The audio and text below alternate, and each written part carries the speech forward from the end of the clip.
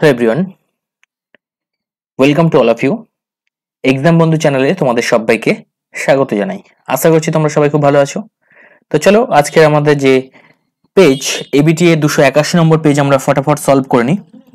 তো যারা চ্যানেলে নতুন তাদেরকে রিকোয়েস্ট করব অবশ্যই তোমরা চ্যানেলটাকে সাবস্ক্রাইব করে নাও, কারণ এইরকমই ইন্টারেস্টিং এবং বাছাই করা পেজগুলো তোমাদের জন্য কিন্তু আমরা নিয়ে আসি, যেগুলো কিন্তু অবশ্যই যে পেজে আমাদের ভালো ভালো কোশ্চেন আছে, অর্থাৎ যে পেজগুলো থেকে মাধ্যমিকের কোশ্চেন আসার সম্ভাবনা রয়েছে সেই রকম পেজগুলোকেই আমরা কিন্তু সলভ করতে থাকবো, ঠিক আছে?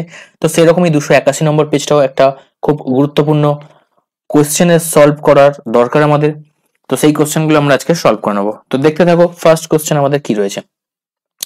কোনো মূলধন একটি নির্দিষ্ট সরল সুদের হারে 20 বছরের দ্বিগুণ হয়, একই সরল সুদের হারে ওই মূলধন 3 গুণ হবে কত বছরে? ঠিক আছে, তো দেখো কোনো মূলধন 20 বছরের দ্বিগুণ হচ্ছে, অর্থাৎ আসল টাকা ধরো পি, সেটা দ্বিগুণ হয়ে গিয়ে হয়ে যাচ্ছে কত? 2p। তার মানে কত? এখানে আসল কত বাড়ছে না পি, এটা কি হয়ে যাচ্ছে? সুদ। তাহলে সুদ কত? পি টাকা, তার মানে আসল পি। ঠিক আছে, তাহলে পি আর হচ্ছে টাইম, আর আমাদের বের করতে হবে, টাইম দেওয়া আছে 20 বছর বাই 100। ঠিক আছে, এটা সমান কত না দেখো দ্বিগুণ হয় বলেছে, তো দ্বিগুণ হওয়া মানে বুঝতেই পারছো, তার মানে আসল টাকার সঙ্গে আরো ওই সেম টাকাই অ্যাড হচ্ছে, সেটাই তো সুদ আসছে। দেখো পি টাকা দ্বিগুণ হয়ে 2p হয়ে যাচ্ছে, তাহলে সুদ পাবো আমরা কি করে না সুদ আসল থেকে আমরা কি করব, আসলটাকে মাইনাস করে দেবো, দিলেই দেখো সুদ পেয়ে যাবো, তাই তো? তো সেখান থেকে আমরা পি পেয়ে গেলাম, দুদিক থেকে দেখো এখান থেকে পি ক্যান্সেল হয়ে গেল, আর এর মান আমরা এখান থেকে পেয়ে যাচ্ছি কত? 5%। কোনাকুনি গুণ করলে আর সমান 5%।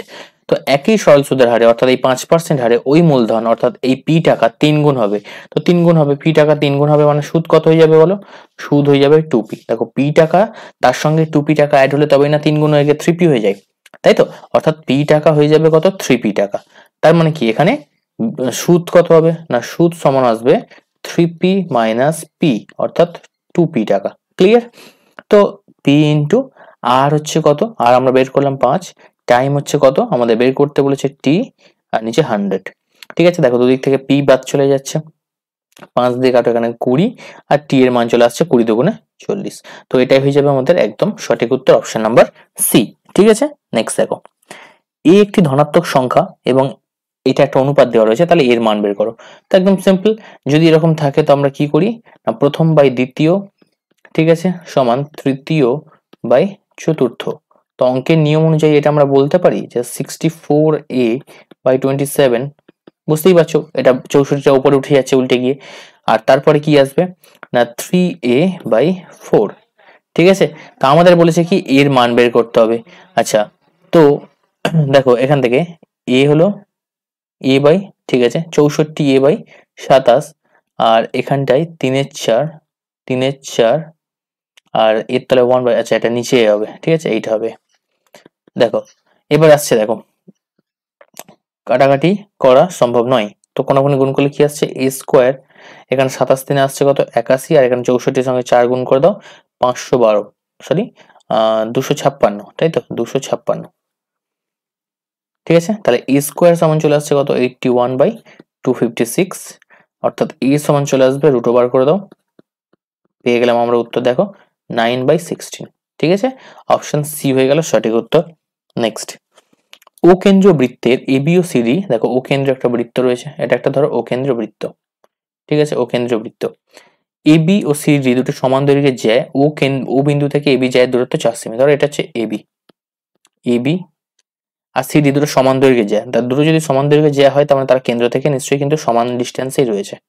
ঠিক আছে, এখন এবির বলেছে মানে দৈর্ঘ্য বলেছে 4, ও বিন্দু থেকে সিডি এর দূরত্ব বের করতে বলেছে। তো ও বিন্দু থেকে সিডি এর দূরত্ব বের করতে হবে, এটা ধর ও, তো এই ডিস্টেন্সটা আমাদের বের করতে হবে। তো কি করে বের করতে পারি? তো প্রথম কথা, আমরা এখান থেকে এর ব্যাসার্ধটাকে বের করে নেবো। দেখো এই যে ব্যাসার্ধটা কোনোভাবে কি বের করা সম্ভব? এটা যদি 4 হয় তাহলে আমাকে একটা জিনিস বলো, এটা পুরোটা লেন্থ যদি 4 হয় তাহলে এইটুকু যা লেন্থ আসবে, এই এটা যদি পি দিই আর যদি কিউ দিই, তাহলে ওপির যা মান আসবে আর ও কিউর মান তাই আসবে। ঠিক আছে, এখন এর ব্যাসার্ধ কি আমরা বের করতে পারি কোনোভাবে? কি ব্যাসার্ধ? দেখো এবি দূরত্ব বলেছে 4, এই ডিস্টেন্সটা, আচ্ছা এক সেকেন্ড, ও বিন্দু থেকে এবি জায়ের দূরত্ব 4, ও বিন্দু এইটা 4, সরি এইটা এবি জায়ের দৈর্ঘ্য না, এইটা 4, এটা 4 হলে কত হবে? এটা 4ই হবে। তো অঙ্ক আমাদের ইজি, কিছুই করার দরকার নেই। অর্থাৎ দুটো যেহেতু সমান দৈর্ঘ্যে যায়, এবি সমান সিডি, তার মানে তারা কেন্দ্র থেকে সমদূরবর্তী হবে। অর্থাৎ এটা 4 সেন্টিমিটার দূরে থাকলে কেন্দ্র থেকে এটাও 4 সেন্টিমিটার দূরে থাকবে। তো উত্তর হয়ে গেল অপশন নাম্বার বি। নেক্সট, একটি সুষম ষড়ভুজের প্রত্যেকটি অন্তঃকোণের বৃত্তীয় মান। তো সুষম ষড়ভুজ, ষড়ভুজ প্রথমত দেখে নাও কিরকম দেখতে হয়। তো এটা একটা সুষম ষড়ভুজ। তো ষড়ভুজের প্রত্যেকটি অন্তঃকোণের বৃত্তীয় মান, আচ্ছা দেখি প্রথমত এর প্রত্যেকটা অন্তঃকোণের মান কত হয়। তো সুষম ষড়ভুজের অন্তঃকোণগুলো সমষ্টি কত হবে না 2 × n-2 সমকোণ হয়। এটা আমরা ক্লাস 8 করেছি না, একটা উপপাদ্য ছিল। তো এখান থেকে ষড়ভুজ মানে n এর মান কত 6, ঠিক আছে। তো এটাকে ক্যালকুলেশন করলে কত পেয়ে যাবো দেখো, 4 2 8 9 72 720। কতগুলো কোণ রয়েছে, 6খানা কোণ রয়েছে। তাহলে 720 কে 6 দিয়ে ডিভাইড করে দাও, আমরা পেয়ে গেলাম 120 ডিগ্রি। অর্থাৎ প্রত্যেকটা কোণের মান কত 120 ডিগ্রি করে পেয়ে গেছি। এবারে আমাদের সেই কোণগুলো বৃত্তীয় মান বের করতে বলেছে। তো 120 ডিগ্রি কোণের বৃত্তীয় মান করবো আমরা কি করে, 120 সঙ্গে π/180 দিয়ে মাল্টিপ্লাই করে, বা সেটাই কাজ, আর কিচ্ছু নেই। ঠিক আছে, 6 দিয়ে কাটো 2, 6 3 18, তার মানে কত 2π/3 রেডিয়ান। ক্লিয়ার, উত্তর আমাদের এটা। নেক্সট, দুটো লম্ববৃত্তাকার নিরেট চোঙের আয়তন সমান। আচ্ছা, দুটো লম্ববৃত্তাকার চোঙ আছে, তাদের আয়তন সমান, তাদের উচ্চতার অনুপাত বলে দিয়েছে দেখো 1:2। তাহলে একটা যদি হাইট h হয় আর একটা হাইট কত 2h, অনুপাত থেকে নিয়ে নিলাম। আচ্ছা, তাদের ব্যাসার্ধ দৈর্ঘ্য অনুপাত, ধরে নাও এইটার ব্যাসার্ধ r1, এটার ব্যাসার্ধ ধরো r2। তাহলে প্রথমটার জন্য আয়তন কত আসবে, প্রথমটার জন্য আয়তন আসছে কত, প্রথমটার আয়তন হচ্ছে πr1² h। দ্বিতীয়টার অনুপাত কত আসবে, মানে দ্বিতীয়টার আয়তন কত আসবে πr2² h মানে 2h। ক্লিয়ার, এখন দেখো পাই পাই কেটে গেল, অনুপাত করতে বলেছে, আয়তন অনুপাত করতে বলেছে। আচ্ছা, h কেটে গেল। তো অনুপাত করলে আমরা কি পাবো দেখো, ব্যাসার্ধ দৈর্ঘ্য অনুপাত বের করতে বলেছে, তাই তো। তাহলে ব্যাসার্ধ দৈর্ঘ্য অনুপাত করার জন্য সমান বলেছে, সরি এখানে ইস্টু করছি না, সমান করতে হবে। যাই হোক, তাহলে এখান থেকে r1² / r2² যদি করি, এখানে আসছে √2/1। তাহলে r1/r2 যদি আমরা হোল স্কোয়ার করি, তাহলে এদিকে কি করতে পারি, এটাকে হোল স্কোয়ারের মতো সাজাতে গেলে আমরা √2 করব, ঠিক আছে না। আমাদের তবেই না এটাকে লিখতে পারি, অথবা এইভাবেও দেখতে পারো, অথবা তুমি বলতে পারো যে r1/r2 হোল স্কোয়ার সমান 2/1 হলে r1/r2 সমান √2/1। অর্থাৎ এই স্কোয়ার করলে এদিকে বর্গমূল তুলতে, মানে এদিকে স্কোয়ার তুলতে গেলে এদিকে বর্গমূল করতে হয়। তো এইভাবে দেখতে পারো অথবা এইভাবে দেখতে পারো। তো অপশন বি আমাদের সঠিক উত্তর, ঠিক আছে, √2/1 বা √2:1। নেক্সট, 30 34 35 36 37 38 40 তথ্যের 35 না থাকলে মধ্যমা বৃদ্ধি পায়। দেখো 35 যদি না থাকতো তাহলে মধ্যমা কি হতো। প্রথমত দেখো কতগুলো টার্ম রয়েছে, 1 2 3 4 5 6, ঠিক আছে। 1 2 3 4 5 6 7টা, তো 7টা, তাহলে এখানে মধ্যমা কোনটা আসছে দেখো 7টা যদি, তাই তো 1 2 3 4 5 6 7, তো এখানে মধ্যমা কোনটা আসছে 36। দেখো মধ্যমা কত 36, একদম প্রথম ডাইরেক্ট চলে আসছে মধ্যমা, ঠিক আছে, মধ্যমা হচ্ছে কত 36। এবারে যদি এখানে কত বলেছে 35 যদি না থাকতো, যদি 35টা না থাকতো, তাহলে কি হতো সিকোয়েন্স 30 34 36 37 38 40, এটাই থাকতো, ঠিক আছে। তাহলে এখান থেকে মধ্যমা কোনটা হবে বলো, এই দুটো আসবে। এখন যেহেতু এখানে 6টা টার্ম রয়েছে, তো 6টা টার্ম বা জোড় সংখ্যক পদ রয়েছে, তাহলে কি করতে হয় আমাদের না n/2 এবং n/2 + 1 এই দুটো পদকে যোগ করে, ঠিক আছে, তাকে আমাদের 2 দিয়ে ডিভাইড করতে হয়। তো এখানে এই দুটো পদ কি কি, একটা 36 আর একটা 37, তো 36 যোগ 37 করব, করে তাকে 2 দিয়ে ডিভাইড করব, ঠিক আছে। তো এটা করলে কত আসছে দেখো, 7 6 13, 4 3 7 72, এখানে 2, তো 36.5 চলে আসছে, ঠিক আছে। তো আমাদের বলেছে মধ্যমা কত বাড়ছে, দেখো মধ্যমা ছিল 36 হয়ে গেছে কত 36.5, তাহলে কত বাড়ছে 0.5 বাড়ছে, তাই তো। তো কারেক্ট আনসার আমাদের অপশন বি। নেক্সট চলে আসছি, দেখো আমাদের এখানে শূন্যস্থান পূরণ। সময়ের সঙ্গে কোনো কিছুর নির্দিষ্ট হারে বৃদ্ধি হলে সেটি কি বৃদ্ধি। তো তোমাকে এখানে উত্তর দিতে হবে, এটা হচ্ছে সমহার বৃদ্ধি, ঠিক আছে, এটা মনে রাখবে, সমহার বৃদ্ধি। আর এই কোশ্চেন তো অলরেডি আমরা করেছি, এটা বলার কিছু নেই, এ সমান সি হবে পরস্পর বিজদ্বয় অনন্য হলে। নেক্সট দেখে নাও, একটি চতুর্ভুজের বিপরীত কোণদ্বয় পরস্পর সম্পূরক হলে চতুর্ভুজের শীর্ষবিন্দুগুলো কি হবে, একটা চতুর্ভুজের বিপরীত কোণদ্বয় সমান হচ্ছে, সম্পূরক হচ্ছে, তার মানে সেটা কি বৃত্তস্থ চতুর্ভুজ। বৃত্তস্থ চতুর্ভুজের বিপরীত কোণগুলো কি হয়, সম্পূরক হয়, এই দুটো কোণের যোগফল কি হয় 180 ডিগ্রি হয়। তাহলে এটা কি হবে না সমবৃত্তস্থ হবে, ঠিক আছে, সমবৃত্তস্থ। মনে থাকবে? আচ্ছা দেখো, কিছু কিছু কোশ্চেন আমি যেগুলো সরাসরি বলে যাচ্ছি, যেমন এই যে কোশ্চেনটা দেখো, এই যে কোশ্চেনটা, এটা সরাসরি আমি উত্তর বলে দিলাম। কেন বলে দিলাম? কারণ অলরেডি এটা কিন্তু আমরা করেছি। তো যারা রেগুলার আমার চ্যানেলে ভিডিওগুলো দেখছো, তারা কিন্তু এই জিনিসগুলো একদম পুরো ক্লিয়ার হয়ে গেছে, কারণ অলরেডি এই কোশ্চেন তোমরা কিন্তু সলভ করে ফেলেছো। এরপরে দেখো sin 12 cos 18 sec 78 cosec 72। তো এটাকে আমরা কিভাবে সলভ করব? একদম পুরক্ষণের কনসেপ্ট, বেসিক ক্যালকুলেশন করব। দেখো কোনটা কোনটা যোগ করে 90 ডিগ্রি হবে দেখে নাও। এখানে 12, এখানে 72, সরি 12 আর 78 যোগ করে দেখো 90 হয়, আর এখানে 18 ডিগ্রির সঙ্গে 72 ডিগ্রি যোগ করলে 90 হয়। তো এই দুটো দুটো করে নিয়ে আমরা ক্যালকুলেশন করব, ঠিক আছে? তো দুটো দুটো করে নিয়ে ক্যালকুলেশন করলে আমরা কি পাচ্ছি দেখো। দেখো sin 12 ডিগ্রি ঠিক রাখছি, আর cos 18 ডিগ্রিটাকেও ঠিক রাখছি, চেঞ্জ করছি কি sec 78। তো sec 78 কে চেঞ্জ করার জন্য আমি লিখছি 90, 78 এর জায়গায় লিখতে পারি আমি 90 মাইনাস 12 করলে 78 পাই। আচ্ছা তারপর কি আছে cosec 72, তাহলে 72 এর জায়গায় লিখতে পারি 90 ডিগ্রি মাইনাস 18 ডিগ্রি। তাহলে এখান থেকে দেখো sin 12 আর cos 18, আর এখানে দেখো sec 90 মাইনাস 12। তো sec 90 মাইনাস 12 মানে কি হয়? cosec 12 হয়, হ্যাঁ কি না? cosec 12 হয়। আর cosec 90 degree minus theta, cosec 90 degree theta মানে কি হয়? sec থিটা, মানে এখানে থিটা মানে 18 ডিগ্রি। এবারে দেখো sin 12 cosec 12 কেটে যায়, গেলে আসে 1, গুণ cos 18 sec 18 কেটে গিয়ে আসে 1, তার মানে উত্তর আসে কত? 1। কেন 1 আসে?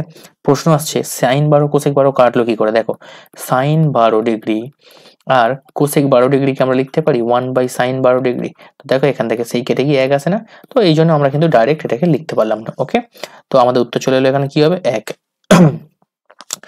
তো একটি নিরেট অর্ধগোলকের ব্যাসার্ধের দৈর্ঘ্য একক হলো, নিরেট ব্যাসার্ধের দৈর্ঘ্য একক হলে তার সমগ্রতলের ক্ষেত্রফল পাই আর স্কোয়ার। ঠিক আছে, এটা কি বলছে? এটা ব্যাসার্ধ আর একক হবে, ঠিক আছে, এটা মিস হয়ে আছে, আর একক হবে। ঠিক আছে, তো একটি নিরেট অর্ধগোলকের ব্যাসার্ধের দৈর্ঘ্য আর একক হলে তার সমগ্রতলের ক্ষেত্রফল, তো সমগ্রতলের ক্ষেত্রফল কি হবে? দেখো একটা নিরেট অর্ধগোলক, এটা ধর একটা অর্ধগোলক, এটা একটা অর্ধগোলকের ব্যাসার্ধ কত? আর বলেছে। তাহলে উপরেরটার জন্য কি আছে? উপরেরটার জন্য আছে 2 পাই আর স্কোয়ার, হ্যাঁ কি না? তো একটা নিরেট অর্ধগোলকের ব্যাসার্ধ আর হলে তার সমগ্রতলের ক্ষেত্রফল, তাহলে 2 পাই আর স্কোয়ার, আর তার তলার যে পাই আর স্কোয়ার, একটা তলাটা কি বৃত্ত, তার মানে আলটিমেটলি আমাদের কি চলে আসছে না 3 পাই আর স্কোয়ার। ঠিক আছে, তো 3 পাই আর স্কোয়ার হয়ে যাবে আমাদের কারেক্ট আনসার। ঠিক আছে, তো এখানে যদি আর এর জায়গায় অন্য কিছু থাকতো তাহলে আমাদের উত্তর কিন্তু অন্যরকম আসতো, মনে থাকবে এটা। নেক্সট চলে আসছে দেখো 6 এর দাগে, যৌগিক গড় মধ্যমা সংখ্যাগুলো মান হলো কি না কেন্দ্রীয়, এখানে হবে কি কেন্দ্রীয়, কেন্দ্রীয় প্রবণতার মাপক। ঠিক আছে, কেন্দ্রীয় হবে। নেক্সট,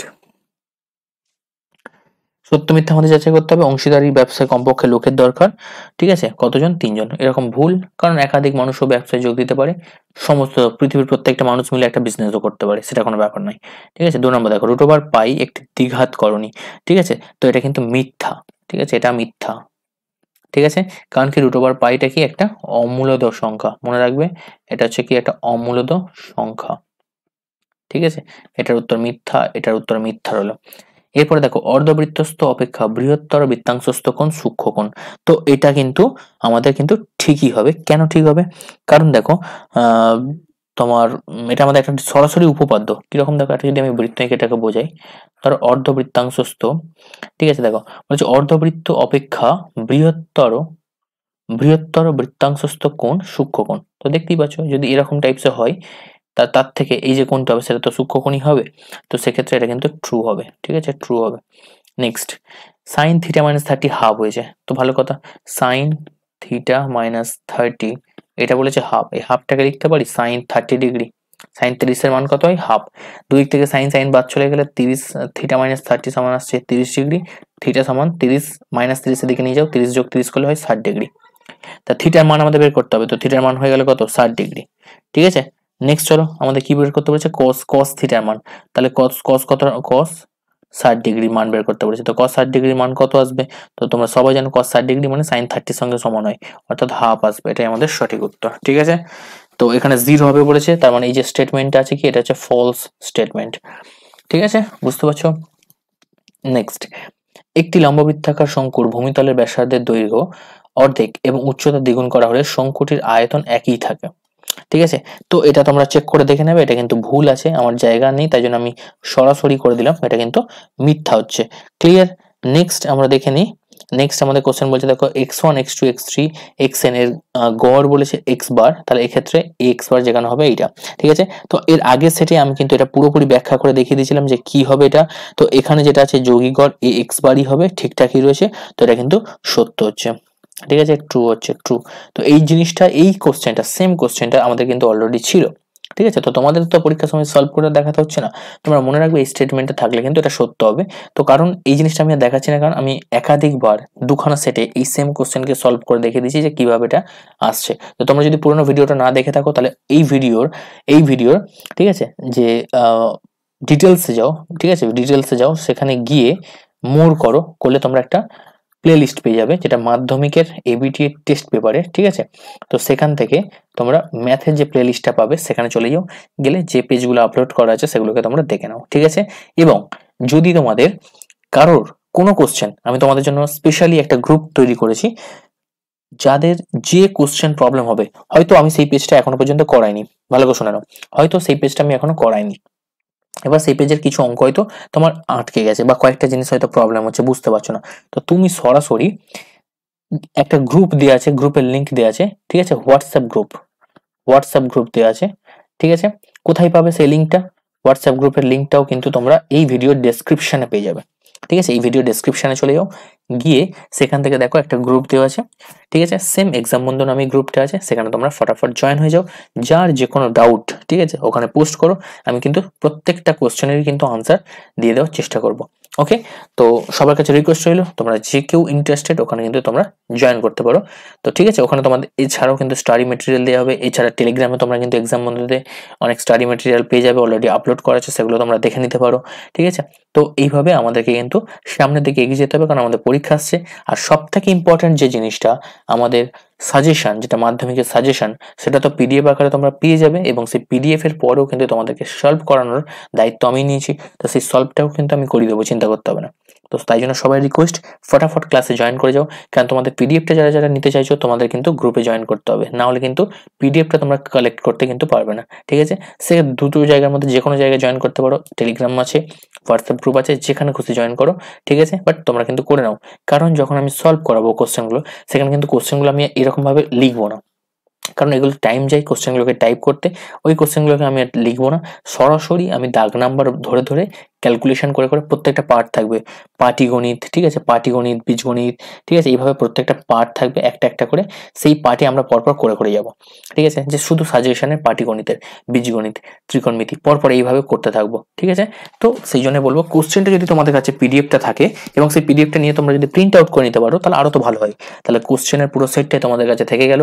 এবং এক্সাম দিয়ে এসে আমাকে অবশ্যই ভিডিওর তলায় এসে কমেন্ট করে যাবে কোশ্চেনটা কমন ছিল কি ছিল না, অথবা আমি তো বলিনি প্রথম থেকেই, আমি ক্লেম করিনি যে আমি 100% কমন দেবো, বাট আমি এটুকু বলতে পারি, তুমি যদি সাজেশনটা কমপ্লিট করে যাও, তাহলে আর যাই হোক তুমি 75+ মার্কস কিন্তু পরীক্ষায় কিন্তু অ্যাটেম্প্ট করে আসবে, আমি বলে দিতে পারি এটা। ঠিক আছে, পাবেই পাবে।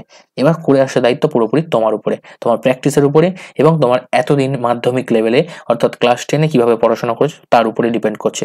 ঠিক আছে, কোশ্চেন কমন পাইয়ে দেওয়ার দায়িত্ব আমার। ওকে, তো চলো নেক্সট কোশ্চেন আমরা চলে যাই।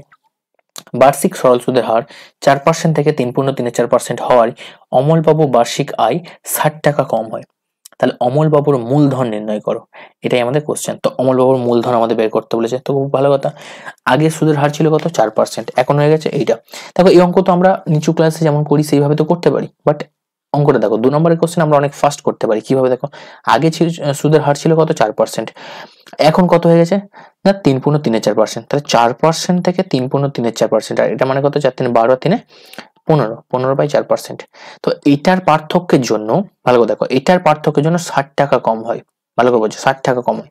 অর্থাৎ আমরা যদি দেখি যে এর যদি পার্থক্যটা যদি দেখি, পার্থক্য কত আসবে বিয়োগ করলে? 4 4 16 বিয়োগ 15, অর্থাৎ 1/4। এই 1/4-এর জন্য যে পার্থক্য আসছে, 1/4%-এর জন্য যে পার্থক্যটা আসছে সেটা হচ্ছে কত? 60। ঠিক আছে, ভালো করে বোঝার চেষ্টা করো। তাহলে আমার 1/4% যদি 60 হয়ে থাকে, তাহলে আমাদের বলেছে কি অমলবাবুর মূলধন কত? 1/4% যদি 60 হয়, তাহলে 1% কত আমাকে বলো? না 60/1/4, অর্থাৎ উল্টে গিয়ে আমরা বলতে পারি 60 ছাড়ে তার মানে 240 হয়ে যায়, 60 গুণ 4 হয়ে যাচ্ছে উল্টে গেলে। আমাদের কি করতে হবে না, অমল বাবুর পুরো মূলধন। তা অমল বাবুর পুরো মূলধন কি, আমরা 100% ধরেই তো ক্যালকুলেশনটা করছি, তাহলে 100% হচ্ছে তার পুরোপুরি মূলধন, অর্থাৎ 240 গুণ 100, এটা আমাদের উত্তর চলে আসছে। দেখো অনেক সহজে তোমরা উত্তরটা করতে পারো যে 24,000 টাকা। যদি কারোর মনে হয় আমি এই প্রসেসে সাবলীল নই, তো সে কি করবে, নো প্রবলেম। দেখো সে কি করবে, প্রথমে দেখো মূলধন পি ধরবে, আর এর মান 4 ধরবে, টাইম ধরবে 1 বছর, বার্ষিক যেহেতু বলেছে 100 করবে, তো সেখান থেকে আসবে কত, 4p/100। নেক্সট, তারপরে সুদের হার দেখো এইটা হয়ে গেছে 15/4 হয়ে গেছে, তো তখন আবার সেই একই করবে, পি ধরবে, আসল পি, সুদের হার এখন হয়ে গেছে 15/4, টাইম 1 বছর বাই 100। তো এখান থেকে সে কি করবে, কাটাকাটি করবে, 5 20 করবে, 3p/80 করবে। তো এইটার যে পার্থক্য আসবে সেটাও কিন্তু এটার সঙ্গে সমান করতে হবে, অর্থাৎ 60 এর সঙ্গে সমান করতে হবে, অর্থাৎ 4p/100 মাইনাস 3p/80 করবে, করে সেটা সমান করবে 60। তো এখান থেকে পি এর মান বের করে দেখবে, এটাই কিন্তু পি এর মান যেটা আসবে, এটাও কিন্তু 24,000 টাকাই আসবে। ক্লিয়ার? তাকে আমি পুরো শর্ট ট্রিক্সও দিয়ে দিচ্ছি, বড় করেও দেখিয়ে দিচ্ছি। কেন দেখিয়ে দিচ্ছি, বাই চান্স কোশ্চেনটা শর্টে চলে এলো, তো তুমি কি বেশি সময় নষ্ট করতে হবে, ওর জন্য দরকার নেই, স্মার্ট ওয়েতে এক্সামে ক্লিয়ার করার চেষ্টা করো। ঠিক আছে, যদি পরীক্ষা হলে তুমি 1 মিনিটও বাঁচাতে পারো, মনে রেখো সেই জিনিসটা কিন্তু তোমাকে প্রচুর হেল্প করবে। কেন, কারণ তোমার প্রত্যেকটা জিনিসকে, ঠিক আছে, প্রত্যেকটা জিনিসকে তোমাকে কিন্তু টাইম থাকলেই তুমি ভেরিফাই করার সুযোগ পাবে, আবার ক্রস ভেরিফাই করার সুযোগ পাবে, চেক করে নিতে পারবে যে কোথায় ভুল হলো। ঠিক আছে, তো সেই জন্যই বলছি তুমি কিন্তু অবশ্যই সময়টাকে বাঁচানোর চেষ্টা করো। চলো দেখে নিই আমরা নেক্সট কোশ্চেন। দেখো বলছে জয়ন্ত, অজিত এবং কুণাল মোট 15,000 টাকা দিয়ে একটা অংশীদারি ব্যবসা শুরু করলো। বছর শেষে জয়ন্ত, অজিত ও কুণালের যথাক্রমে লাভ হলো 800, 1,000 এবং 1,200 টাকা। ঠিক আছে, আচ্ছা তাহলে মোট 15,000 টাকা দিয়ে করেছে, তাহলে বছর শেষে লাভটা কত, আচ্ছা লাভ হয়েছে 800, 1,000 আর কত 1,200 টাকা। এখন এই তিনটে টাকা এদের তো লাভ, তো লাভের যে অনুপাত হয় মূলধন অনুপাত, তো সেটাই হয় আমরা জানি। তাহলে এখান থেকে যদি আমরা লাভের অনুপাত করি কত পাবো, লাভের অনুপাত দেখো পেয়ে যাবো আমরা এখান থেকে, আরো একবার কাটাকাটি করা যায়, 4 5 আর 6, তো 4 5 6 হয়ে গেল আমাদের লাভের অনুপাত। তো এটা যদি লাভের অনুপাত হয়ে থাকে, ভালো করে বোঝো, এটা যদি লাভের অনুপাত হয়ে থাকে, তার মানে এটাই কিন্তু মূলধনেরও অনুপাত। ঠিক আছে, এটাও কিন্তু মূলধনের অনুপাত। তো শর্ট কোশ্চেন পরীক্ষায় অনেক সময় এসে যায় সত্য মিথ্যা, কোনো ব্যক্তিদের লাভের অনুপাত তা মূলধন অনুপাতের সঙ্গে সমান, তো অবশ্যই সত্য। ঠিক আছে, এখন দেখো তাহলে মূলধন অনুপাত পেয়ে গেছি, অর্থাৎ প্রথম জনের কত 4x টাকা ধরতে পারি, অর্থাৎ জয়ন্তর জন্য আমরা ধরতে পারি 4x টাকা। ঠিক আছে, অজিতের জন্য আমরা ধরতে পারি 5x টাকা, আর কুণালের জন্য আমরা ধরতে পারি কত 6x টাকা। সব কটা টাকার যোগফল কিন্তু আমাদের 15,000 টাকার সঙ্গে সমান হবে। তাহলে কত আসছে, 6 5 11 4 15x, আর এই 15x এর ভ্যালু চলে আসবে কত, 15,000 টাকা। এক্স সমান কত আসবে, দেখো 1,000 টাকা চলে আসছে ভাগ করলে। ঠিক আছে, এটা হয়ে গেল আমাদের এক্স এর মান, তো এক্স এর মান পেয়ে গেছি। বলছি জয়ন্ত কত টাকা ব্যবসায় নিয়োজিত করেছিল, দেখো জয়ন্ত কোথায় আছে, জয়ন্ত প্রথম জন, তাহলে জয়ন্ত কত টাকা নিয়োগ করেছিল না 4x টাকা, তাহলে 4 ইন্টু 1,000। ঠিক আছে, অর্থাৎ 4,000 টাকা নিয়োগ করেছিল। ঠিক আছে, এটাই আমাদের আনসার, বোঝা গেছে। নেক্সট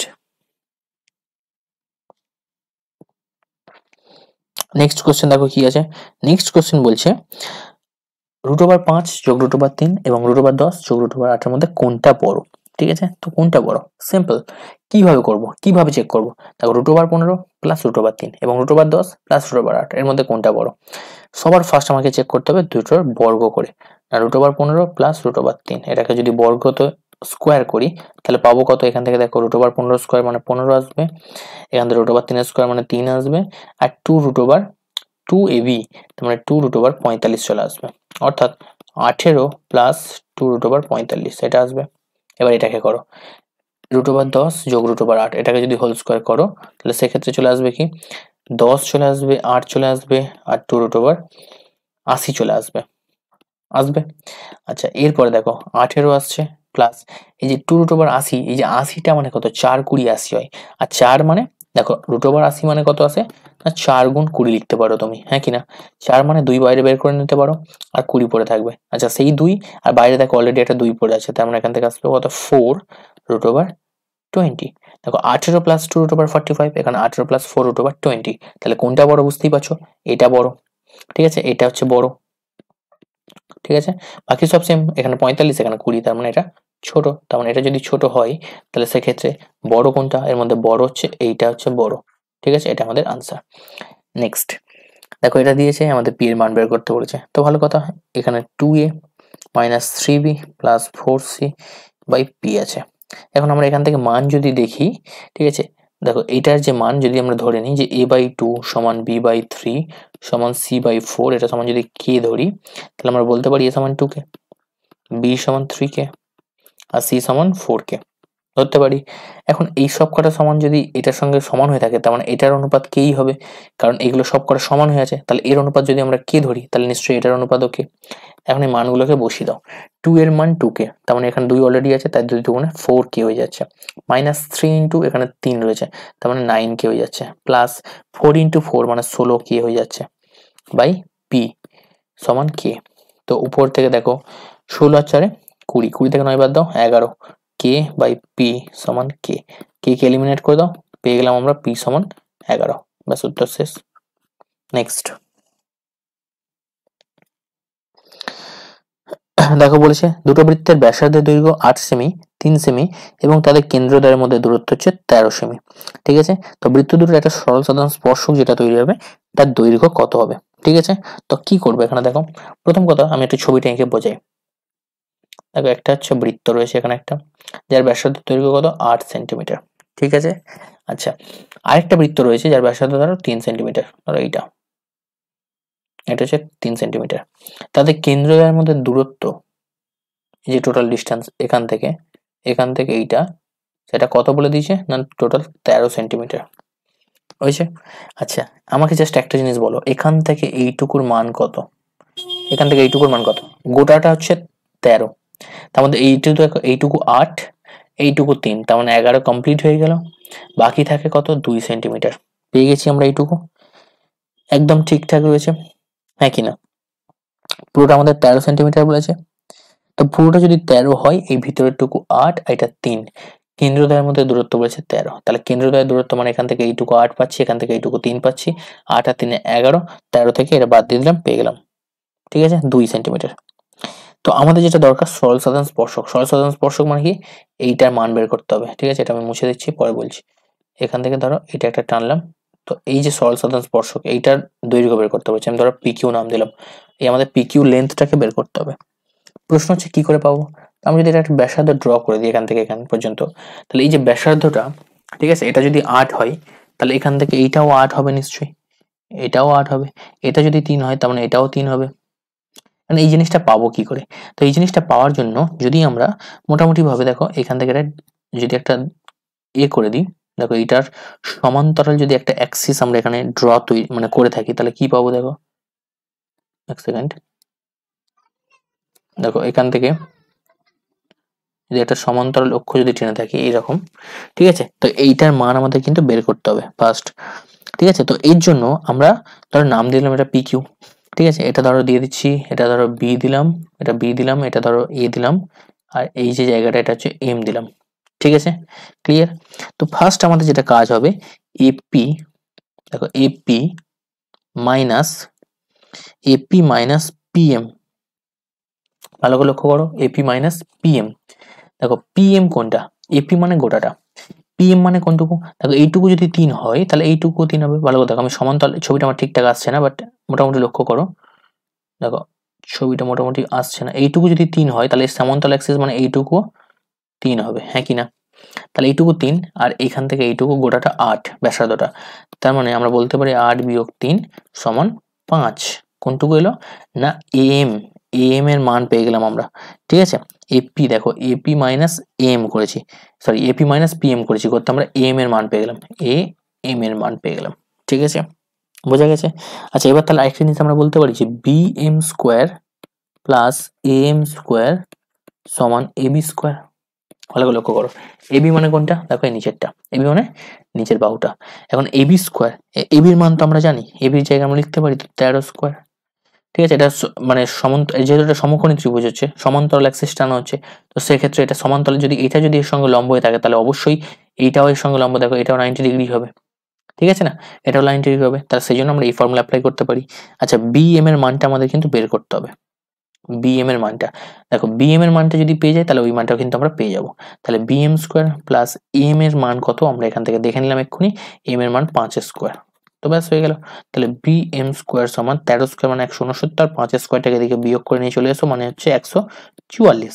তাহলে বিএম সমান চলে আসছে √144 মানে 12 সেন্টিমিটার। বাস হয়ে গেল, উত্তর শেষ। নেক্সট, খুব ইম্পর্টেন্ট কোশ্চেন এটা। দেখো এখানে আছে এবিসিডি বৃত্তস্থ চতুর্ভুজ এবি ও সিডি বাহুকে বর্ধিত করায় পি বিন্দুতে এডি ও বিসি কে তারা ছেদ করেছে। তো ভালো কথা, দেখো একটা ছবি আঁকি। তো এটা একটা ধরো একটা তাদেরকে বাড়ানো হচ্ছে, তো বর্ধিত অংশ কোথায় গিয়ে ছেদ করছে, পি বিন্দুতে ছেদ করছে। ঠিক আছে, নাম দিয়ে দিচ্ছি ধরো এ বি, এটা ধরো সি আর ডি। তো আমাদের বলে দিচ্ছে অ্যাঙ্গেল এডিসি 85 ডিগ্রি, এডিসি 85, এইটা হচ্ছে 85। ঠিক আছে, বিপিসি 40, বিপিসি এইটা হচ্ছে 40। ঠিক আছে, এটা হচ্ছে 40 degree. Angle BAD, angle C QD. তো বিএডি কোনটা, দেখো বিএডি মানে এই অ্যাঙ্গেলটা তোমাকে আইডেন্টিফাই করতে হবে। আর সিকিউডি, সি সিকিউ সিকিউডি, সিকিউডি কোনটা, পি তে কাট করছে, এটা এবিসিডি, সিকিউডি সিকিউডি কোনটা পরে দেখছি, আপাতত একটা বিএডিটা বের করি। আই থিঙ্ক এখানে এটা টাইপিং মিস্টেক আছে, যাই হোক দেখতে থাকো। দেখো এখন একটা জিনিস লক্ষ্য করো, এখানে যদি অ্যাঙ্গেল এডিসি, ভালো করে লক্ষ্য করো, অ্যাঙ্গেল এডিসির সঙ্গে আমরা অ্যাঙ্গেল এবিসি কে সমান করতে পারি। দেখো অ্যাঙ্গেল এডিসির সঙ্গে, আচ্ছা সিবিপি, ওকে, আচ্ছা দেখো অ্যাঙ্গেল এডিসি, হ্যাঁ এডিসির সঙ্গে আমরা এবিসি কে যদি কম্পেয়ার করি, কম্পেয়ার করলে কি পাবো, ডাইরেক্ট আমরা বলতে পারি এখান থেকে যে বৃত্তস্থ চতুর্ভুজের বিপরীত কোণগুলো সম্পূরক হয়। তার মানে অ্যাঙ্গেল এবিসি কে যদি বের করতে চাই, ভালো করে লক্ষ্য করো, অ্যাঙ্গেল এবিসি কে যদি বের করতে চাই তাহলে আমরা বলতে পারি যে 180 ডিগ্রি মাইনাস 85 ডিগ্রি বলতে পারি। তো তার মানে আসছে দেখো অ্যাঙ্গেল এবিসির মান চলে আসছে 9 দিয়ে 18, তাই তো 95 ডিগ্রি, তাই তো 5 দিয়ে 10, সেটাকে 9, 9 দিয়ে 18, তো 95 ডিগ্রি। এটা কি এলো না অ্যাঙ্গেল এবিসির মান।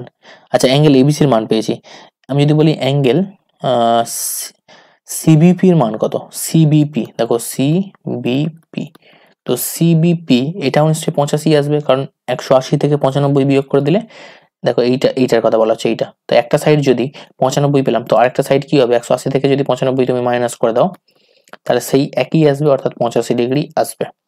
একটা জিনিস ক্লিয়ার হলো। এবার যদি বলি আমি বিসিপির মান কত, তাহলে এই মানটা তোমার ক্লিয়ার। অ্যাঙ্গেল যদি বিসিপিটা যদি তুমি দেখতে চাও, অ্যাঙ্গেল বিসিপি কি করে করতে পারো না, 180 ডিগ্রি মাইনাস এটা তো 85 পেলে, আর এই যে কোনটা বলেছে 40, কারণ এটা একটা ত্রিভুজের মতো কনসিডার করো, দেখো এটা একটা ত্রিভুজের মতো কনসিডার করো এইটাকে। ঠিক আছে, এই অংশটুকু দেখো, এটা যদি ত্রিভুজের মতো দেখো তুমি, তাহলে সেক্ষেত্রে এই দুটো কোণ আমরা জানি, আর এই কোণটা আমাদের বের করতে হচ্ছে বিসিপিটা। তো সেক্ষেত্রে আমরা কি করব, 85 প্লাস, ঠিক আছে 85 কে যোগ করবো 40 এর সঙ্গে, করে তার থেকে 180 থেকে বিয়োগ করে দেবো, তাহলে উত্তর আমরা এখান থেকে পেয়ে যাচ্ছি কত, 55 ডিগ্রি। ঠিক আছে, তো অ্যাঙ্গেল বি এ ডি, তো বিএডি এর মান কি আসবে, তো বিএডি এর মান কিন্তু অ্যাঙ্গেল বিসিপির সঙ্গে সমান হবে, কারণ অলরেডি আমরা এরকম দেখলাম। তো অ্যাঙ্গেল বিএডি হচ্ছে তোমার আসবে সেম 55 ডিগ্রি। তো সেম তোমরা চেক করে নাও, এটা যদি 55 হয় তাহলে এটা 180 মাইনাস 55, ঠিক আছে, তো যেটা আসবে সেখান থেকে আবার ওইটা বিয়োগ করে দেবে, তাহলে 180 থেকে বিয়োগ করলে অ্যাঙ্গেল বিএডি পাবে। তো মনে রাখবে যে ক্রস ক্রস যে কোণগুলো হয় তার বহিক কোণটা কিন্তু ওই কোণের সঙ্গে সমান হয়, তো সেখান থেকে আমরা ডাইরেক্ট করতে পারি। ঠিক আছে, আচ্ছা তো এখানে এই যে সিকিউডি আছে, আমি তো বুঝতে পারছি না কোন ছবি এখানে, তো হতে পারে এখানে টাইপিং মিস্টেক, কোন একটা অন্য কোণের কথা বলা হচ্ছে। ঠিক আছে, আচ্ছা নেক্সট দেখো, দুটো সদৃশ্য, ঠিক আছে, দুটো সদৃশ্য ত্রিভুজের পরিসীমা যথাক্রমে 20 সেমি ও 16 সেমি। প্রথম ত্রিভুজের একটি বাহুর দৈর্ঘ্য 9 সেমি, ফলে দ্বিতীয় ত্রিভুজের অনুরূপ বাহুর দৈর্ঘ্য কত। তো অনুরূপ বাহুটাকে আমরা বলি এক্স ধরে নিলাম, তাহলে আমরা বলতে পারি অনুপাত যেহেতু বলে দিচ্ছে 20 সেমি 16 সেমি, তাহলে 20:16/9/x নিতে পারি, অনুপাত করতেই পারি। ঠিক আছে, তো এখান থেকে ক্যান্সেল করো, 4 5 এখানে 4 4 16, ঠিক আছে, তার মানে আসছে x সমান 36/5, তো ভাগ করে দাও 7.2 সেমি। ঠিক আছে, নেক্সট একটা আয়তঘনের তল সংখ্যা x, ধার সংখ্যা y, তো অলরেডি অঙ্ক করেছি, আমি জাস্ট উত্তর বলে চলে যাচ্ছি। আগের পেজেও তোমাদের দেখানো হয়েছে, কোন একটা পেজ আমি দেখিয়ে দিয়েছিলাম। আয়তঘনের তল কত হয়, আচ্ছা আরেকবার দেখিয়ে দিই। x সমান কত 6, y মানে কি, তো ওয়াইটা কি ধার সংখ্যা, তো কতগুলো ধার থাকে 12টা, ঠিক আছে। জেড কতগুলো শীর্ষবিন্দু থাকে 8টা, আর হচ্ছে পি হচ্ছে কর্ণ কতগুলো 4টে। সবকটাকে যদি x minus y plus z plus p করা যায়, তাহলে উত্তর কি আসবে। ভালো করে একটা জিনিস লক্ষ্য করে, এখানে এখানে তোমরা হয়তো একটা রকম কোশ্চেন দেখে যাচ্ছ, তোমাদের বই কোশ্চেনটা হুবহু রয়েছে। এখন এই কোশ্চেনটা যখন তোমরা দেখে যাচ্ছ, তো অনেক সময় আমরা কি করি, এই জিনিসটাকে না করে সরাসরি উত্তর করে দিয়ে চলে আসি। তো এখানে যেমন সবকটাকে ক্যালকুলেশন করে আমরা দেখতে পাচ্ছি 6 মাইনাস 12 মাইনাস 6 প্লাস 8 মানে প্লাস 4 যেহেতু মানে 6, তো এটা আমাদের উত্তর আসছে। বাট কোশ্চেনটা কিন্তু ঘুরিয়ে এদিক ওদিক করে দিতে পারে, কিরকম, অর্থাৎ কোশ্চেনটা দিল x plus y minus z plus p, তো এখানে কিন্তু মাইনাসটা এদিক ওদিক করতে পারে। তো একাধিকবার স্টুডেন্টদের দেখেছি আমি যখন মক টেস্ট নিই, এটাকে করার ফলে তারা কিন্তু ভুল করে, অর্থাৎ এই উত্তরটাকে কিন্তু তারা মুখস্থর মতো করে রেখে দেয় যে তারা জানে এটাই হবে। বাট খেয়াল রাখো, ঠিক আছে, বি কেয়ারফুল, এখানে কিন্তু কোশ্চেনটা টুইস্ট করা হতে পারে যদি এই কোশ্চেন থাকে, ঠিক আছে। নেক্সট কোশ্চেন দেখো, 9 দেখে বলছে একটা নিরেট লম্ববৃত্তাকার শঙ্কু ও একটি নিরেট গোলকের ব্যাসার্ধের দৈর্ঘ্য সমান এবং আয়তন সমান, তো গোলকটির ব্যাসার্ধের দৈর্ঘ্য ও শঙ্কুর উচ্চতার অনুপাত নির্ণয় করতে হবে আমাদেরকে, ঠিক আছে। তো কি হবে, সিম্পল, 4/3 পাই আর কিউব, শঙ্কুর সরি গোলকের আয়তনের সূত্র, আর এটা হচ্ছে 1/3 পাই আর স্কোয়ার ইচ, তো এর আয়তন অনুপাত করতে হবে। তো 3 এলিমিনেট করে দিতে পারি আমরা, পাই পাই কাটতে পারি, তো আর স্কোয়ার এখান থেকে পুরোপুরি কেটে একটা আর থাকছে, তো আর বাই এইচ করলে আমরা এখানে কিছু নেই মানে 1, আর এখানে আছে 4, ঠিক আছে, তাই তো। তো এখানে দেখো দৈর্ঘ্যের সমান এবং আয়তনের সমান গোলকটি ব্যাসার্ধ এবং শঙ্কুর উচ্চতা অনুপাত নির্ণয় করতে হবে। তো কি আসছে এখানে 4 আর হচ্ছে 4r, ঠিক আছে, 4r সমান দেখো 4r সমান আসছে কত h, আর আমাদের বলেছে কি ব্যাসের দৈর্ঘ্য, তাহলে ব্যাসের দৈর্ঘ্য মানে কি আমাদের 2r, মানে 2 ইন্টু 2r সমান h করতে হবে।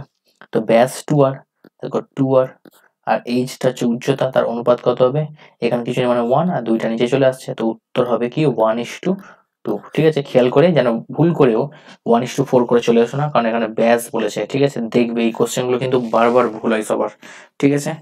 1:2 হবে আমাদের একদম সঠিক উত্তর। নেক্সট কোশ্চেন চলে আসছে দেখো, 0 degree less than theta less than 90 degree হয়, তবে 9 tan square theta plus 4 cot square থিটার সর্বনিম্ন মান কত হবে, ঠিক আছে। তো সর্বনিম্ন মান বের করতে গেলে আগে এখান থেকে পূর্ণ বর্গাকারে আমরা সাজিয়ে নিই, লিখছি 3 tan square theta, sorry 3 tan থিটার হোল স্কোয়ার, আর এখান থেকে লিখছি 2 cot থিটা হোল স্কোয়ার, লিখতেই পারি এটাকে। এখন এটাকে যদি ভাঙি আমরা পাবো, দেখো এখান থেকে একটা জিনিস পাবো 3 tan theta minus 2 cot theta, ঠিক আছে, এটার হোল স্কোয়ার, ঠিক আছে, plus 2 tan theta cot theta, তো এটা তো কেটে যায়, আমরা জানি tan থিটা মানে কি 1 বাই cot থিটা, বা cot থিটা মানে 1 বাই tan, ঠিক আছে। তো এখান থেকে 3 tan থিটা মাইনাস 2 cot থিটার হোল স্কোয়ার আছে, ঠিক আছে। তো এখান থেকে যদি হোল স্কোয়ার করা যায়, আচ্ছা এক সেকেন্ড, এখানে 2 3 6 দিয়ে 12 হবে, এটা 12 হবে, ঠিক আছে। তো এইটার মান যা ইচ্ছা হোক না কেন, এইটার মান যা ইচ্ছা হোক না কেন, তো প্লাস 12 আছে, তো এটার তো কিছু একটা মান থাকবে, তো এটার মান যদি নেগেটিভ হয়, এটা যদি 3 tan থিটা মাইনাস 2 cot থিটার মান যদি নেগেটিভও ধরি আমরা, তো সেক্ষেত্রে নেগেটিভ ভ্যালুকে পজিটিভ করে দেওয়ার দায়িত্ব কে নেবে, না স্কোয়ার নেবে। তার মানে এর কিছু না কিছু একটা মান থাকবে, ইভেন যদি এটা 0 হয় তাহলেও 0 প্লাস 12 তার মানে 12, ইভেন এখানে যদি 1 হয় তো 1 স্কোয়ার মানে 1 যোগ 12 মানে 13, এখানে যদি 2 হয় তো 2 স্কোয়ার মানে কত 4, 4 যোগ 12 কত 16, বাট আমাদের বলেছে সর্বনিম্ন মান, তো সর্বনিম্ন মান কোনটা আসছে, 12ই তো আসছে। কেন, কারণ তুমি এখানে 0 বসালেও দেখো, এখানে যদি 0 বসো 0 স্কোয়ার প্লাস 12 করলে 12 আসবে। এবার যদি মনে হয় আমি -1 বসাবো, তো -1 বসাবো, দেখো -1 স্কোয়ার করলে কত হয়ে যাবে +1, তো +1 প্লাস 12 করলে 13 হবে, তার মানে সব থেকে কম মান কোথায় আসছে, 12তে আসছে, ক্লিয়ার। তো এটাই আমাদের কারেক্ট অ্যান্সার। আমাদের প্রমাণ করতে বলেছে, দেখো 1 ডিগ্রি লেস দেন 1 রেডিয়ান, এটা আমাদের বইয়ে দেওয়াই রয়েছে, তো আমরা চাইলে প্রমাণটা করতে পারি, এখান থেকে দেখেও নিতে পারো। দেখো 180 ডিগ্রি সমান পাই রেডিয়ান আমরা জানি, হ্যাঁ কিনা। এখন 1 ডিগ্রি সমান আমরা কি জানি, পাই বাই 180 রেডিয়ান। তো আমাদের বলেছে এইটাকে এই যে রেডিয়ান আছে, এটাকে যদি আমরা মানে এই যে বৃত্তীয়তে যদি কনভার্ট করতে যাই কিভাবে আসে, এই পাই বাই 180টা কিভাবে আসে, তো এই পায়ের মান কত 22/7 বাই 180, হ্যাঁ কিনা, তো এইটা তো এত কি রেডিয়ান, ঠিক আছে। তো যেটা কিন্তু দেখতেই পাচ্ছ 22কে এত বড় একটা সংখ্যা দিয়ে ভাগ করা হচ্ছে। তুমি যদি এটাকে কেটে ছোট করো, ছোট করলেও দেখো এই যে মান আসবে লেস দেন মানে 0 পয়েন্ট সামথিং উত্তর আসবে। তো সেই জন্য দেখতেই পাচ্ছ যে এটার মান কিন্তু 1 রেডিয়ানের থেকে কিন্তু কম আসছে, ঠিক আছে। কারণ 1 ডিগ্রির মান দেখতে পাচ্ছ রেডিয়ানে কনভার্ট করলে এটা আসছে। কারণ ওটা এতটাই ছোট সংখ্যা, 22কে এত বড় একটা সংখ্যা দিয়ে ভাগ হবে, মানে 180 7 গুণ করতে হবে তাকে 22 দিয়ে, মানে 22কে সেই সংখ্যা দিয়ে ভাগ করতে হবে, তো অবশ্যই সেটা 1 রেডিয়ানের থেকে ছোটই আসছে। তো এইভাবে আমরা কিন্তু প্রুভ করতে পারি। নেক্সট কোশ্চেন আছে দেখো, যদি ইউআই দেওয়া আছে, এটা এফআই ইউআই দেওয়া আছে, এটা সামেশন এফআই দেওয়া আছে 100। তো এখান থেকে আমরা একটা সূত্র জানি কি, ইউআই সমান XI minus A by H. তো এইটার সঙ্গে যদি আমরা ওটাকে কম্পেয়ার করি, তাহলে আমরা এখান থেকে পেয়ে যাব এ সমান 25 আর এইচ সমান কত 10, হ্যাঁ কিনা। এখন এক্স বার বের করতে হবে। তো এক্স বার সমান আমরা কি জানি যে এক্স বার যখন এরকম থাকে এটা কল্পিত গড়ের পদ্ধতি দিয়ে হবে। তো এর সূত্র কি, A plus H into summation F I UI by summation F I, এটা হয়। তো এর মান কত হয় 25 হয়, এইচ দেওয়া আছে 10 গুণ এফ আই ইউ এর মান দেওয়া আছে কত দেখো 20 আর এফ আই দেওয়া আছে কত 100। তো কাটাকাটি করলে এখানে 5, এখানে কাটো 2, 25 আর 2 কাটলে যোগ করলে 27 হয়ে যাবে আমাদের সঠিক উত্তর, ঠিক আছে। নেক্সট দেখো, 3 মাস অন্তর দেয় বার্ষিক 10% চক্রবৃদ্ধি হার সুদ। 3 মাস অন্তর দেয়, ভালো করে বুঝে নাও, এই অঙ্ক অনেকের প্রবলেম হয়। 3 মাস অন্তর দেয় তার মানে বছরে কতবার সুদ দেওয়া হবে, বছর মানে 12 মাস, প্রত্যেক 3 মাস অন্তর সুদ দেওয়া হয়, তার মানে দেখো 4 বার সুদ দেওয়া হয়,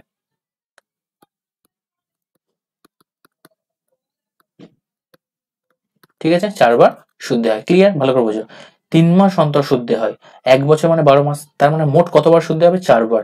অনেক সময় আমরা একটা সূত্র লিখি যে P into 1 plus R by 100, এটা কি চক্রবৃদ্ধি হারের সূত্র না। তো এই যে পাওয়ারে যে এনটা লিখি, তো মনে ভাবি আমরা এন মানে বছর, বছর নয় কিন্তু, এন মানে এখানে কতবার সুদ দেওয়া হচ্ছে, মনে রাখবে এন মানে কতবার সুদ দেওয়া হচ্ছে। তো এখানে কিন্তু 4 বার, ঠিক আছে। তো 9 মাসের মধ্যে ভালো লক্ষ্য করো, এখানে আসল টাকা কত দেখো, এত টাকা আসল টাকা, এখানে পি কত, এখানে পি হচ্ছে 6250 টাকা।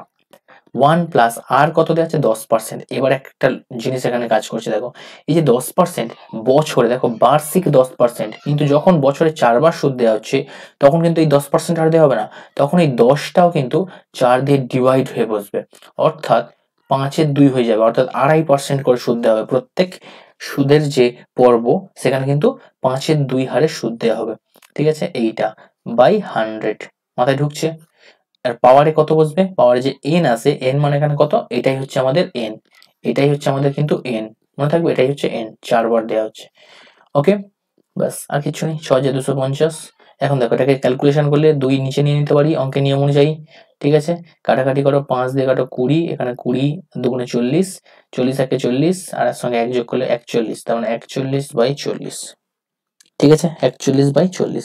তো এইভাবে আমাদের কপিস লিখতে হবে, 4 বার লিখতে হবে 41/40, তাই তো 41/, 3 মাস অন্তর দেয়, আচ্ছা 9 মাসের বের করতে বলেছে, সরি, এখানে পুরো 1 বছরে বলেনি, 9 মাসের সুদ চক্রবৃদ্ধি সুদ বের করতে বলেছে, তার মানে এখানে 12 হবে না, 9 মাসের হবে, তার মানে এখানে 3 বার হচ্ছে, 3 বার, তাহলে 41/40, ঠিক আছে, বুঝে গেছে। ওটা আমি বার্ষিক বলতে গিয়ে 12 লিখে দিয়েছিলাম, বাস সেটাকে সলভ করে ফেলাম। তো এটাকে আমি সলভ করে বলে দিচ্ছি, কারণ সময় চলে যাবে, আমি এটাকে সলভ করে বলে দিচ্ছি 67300.56 এত টাকা, ঠিক আছে। তো আমাদের কি করতে হবে, সুদ বের করতে হবে, তাহলে চক্রবৃদ্ধি সুদ আমরা কি করে পাবো, চক্রবৃদ্ধি সুদ আমরা পাবো দেখো কিভাবে, এই যে 6730 এইটা থেকে 67300.56 বিয়োগ এর থেকে 6000 মাইনাস করে দেবো, তো পেয়ে যাবো দেখো উত্তর।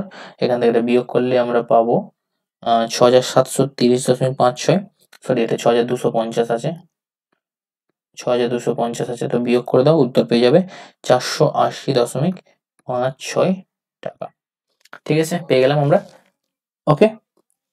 নেক্সট দেখো, নেক্সট আমাদের কোশ্চেন আছে, বছরের শুরুতে অরুণ আর অজয় এত দিয়েছে, ও এই অঙ্ক আমরা গত সেটে করেছি, ঠিক আছে। তো এটা আমরা রিপিট কোশ্চেন, এটা আর সময় নষ্ট করবো না, তোমরা দেখে নিয়েছো অলরেডি, ঠিক আছে। Next, a by x minus A, তো a by x minus A, b by x minus B, a by x minus A plus b by x minus B আর এই যে সি টু সি বাই আছে এখান থেকে আমরা লিখতে পারি C by x minus C plus C by x minus C, অর্থাৎ উপরে টু সিটা দুটো ভাগে ভেঙে দিলাম।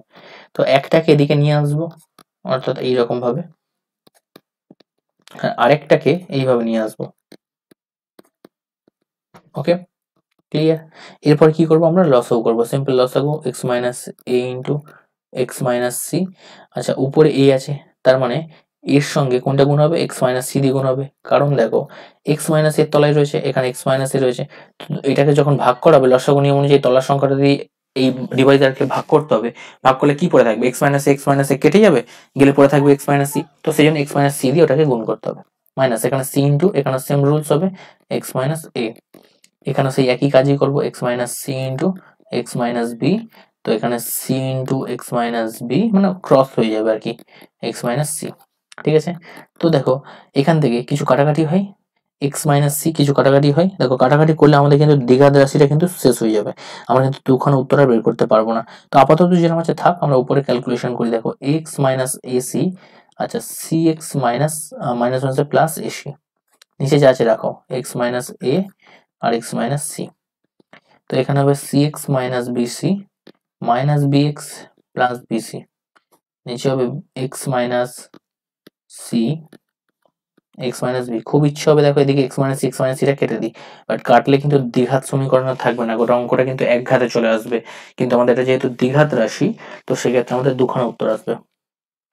তো এখান থেকে উপরে একটা জিনিস কাটাকাটি হবে, এবারে কি হবে, মাইনাস এসি প্লাস এসি কেটে যাচ্ছে, আর এখান থেকে মাইনাস বিসি প্লাস বিসি কেটে যাচ্ছে, গেলে পড়ে আছে কি A X minus C X, নিচে হচ্ছে X minus C into x minus A, আর এখান থেকে C x minus B X, নিচে X minus C into x minus B. ঠিক আছে, তো উপর থেকে যদি আমরা এখান থেকে এক্স কমন নিয়ে নিই, উপর থেকে যদি এক্স কমন নিয়ে নিই, আচ্ছা আমি ডাইরেক্ট এখান থেকে নিয়ে নিচ্ছি কারণ আমার জায়গাটা শর্ট, তো এখান থেকে আমি কমনটা ডাইরেক্ট নিয়ে নিচ্ছি। ঠিক আছে, এখান থেকে এক্স কমন নিলাম, এখান থেকে এক্স কমন নিয়ে নিচ্ছি। ঠিক আছে, এক্স কমন নিচ্ছি, বুঝে গেছে।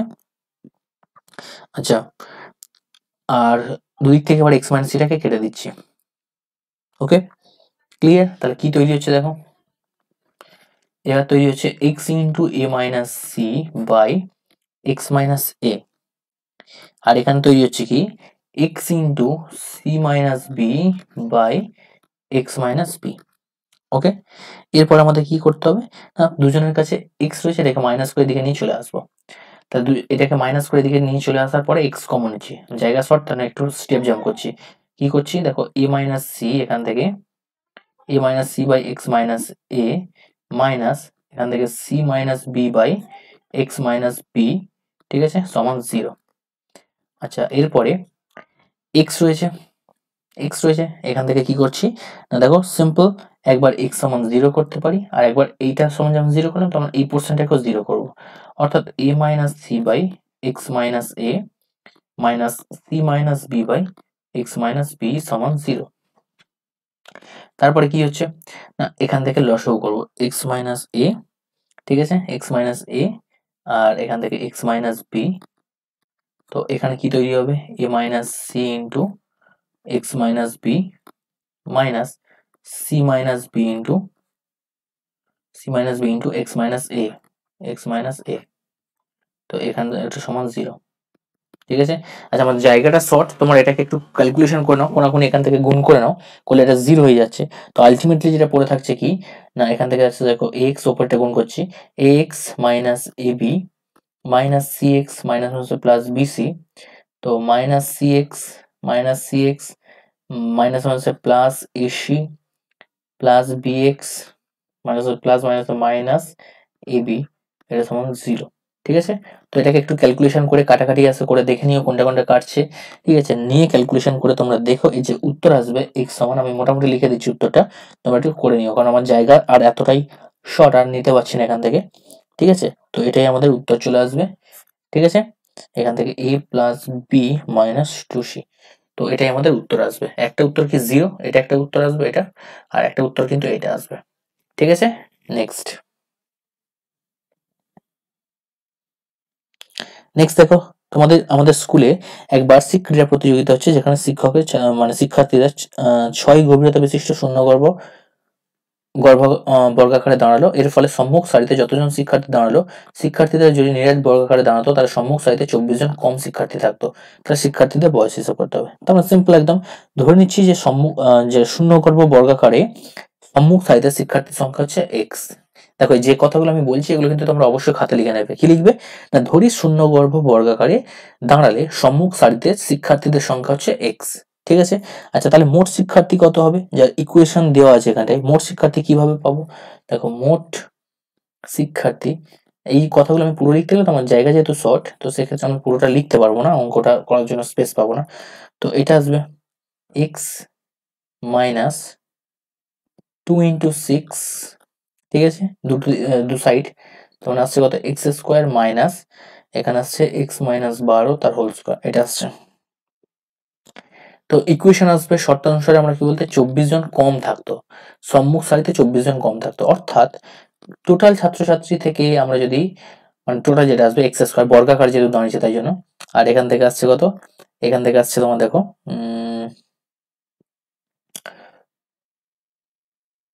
একবার তো হয়ে গেছে না, মোট শিক্ষার্থী এক্স নিয়ে নিয়েছি, তাহলে ডাইরেক্ট আসছে এক্স স্কোয়ার এক্স মাইনাস যে 12 এটার যে হোল স্কোয়ার আসছে, এটা সমান আসছে তোমার এক্স মাইনাস 24 এর হোল স্কোয়ার। ব্যাস এটা এটা আমাদের ইকুয়েশন। ঠিক আছে, তো এটাকে সলভ করতে হবে তোমাদের। তো এক্স স্কোয়ার মাইনাস এটাকে ভাঙলে x square plus 12 minus 24 x আসছে, মাইনাস 24 এক্স প্লাস 144। ঠিক আছে, আর এদিকে এটা ভাঙলে x square minus 48 x plus 576। তো সলভ করলে আমরা পেয়ে যাচ্ছি minus x square plus 72 x minus 720, তাই তো, সমান 0। আর তার মানে এই যে উৎপাদকটা মাইনাসটা কমন নিয়ে নিলে হয়ে যাবে x square minus 72 x plus 720, আর মাইনাসটাকে দিকে পাঠিয়ে দিয়ে 0 করে দেওয়া হয়েছে।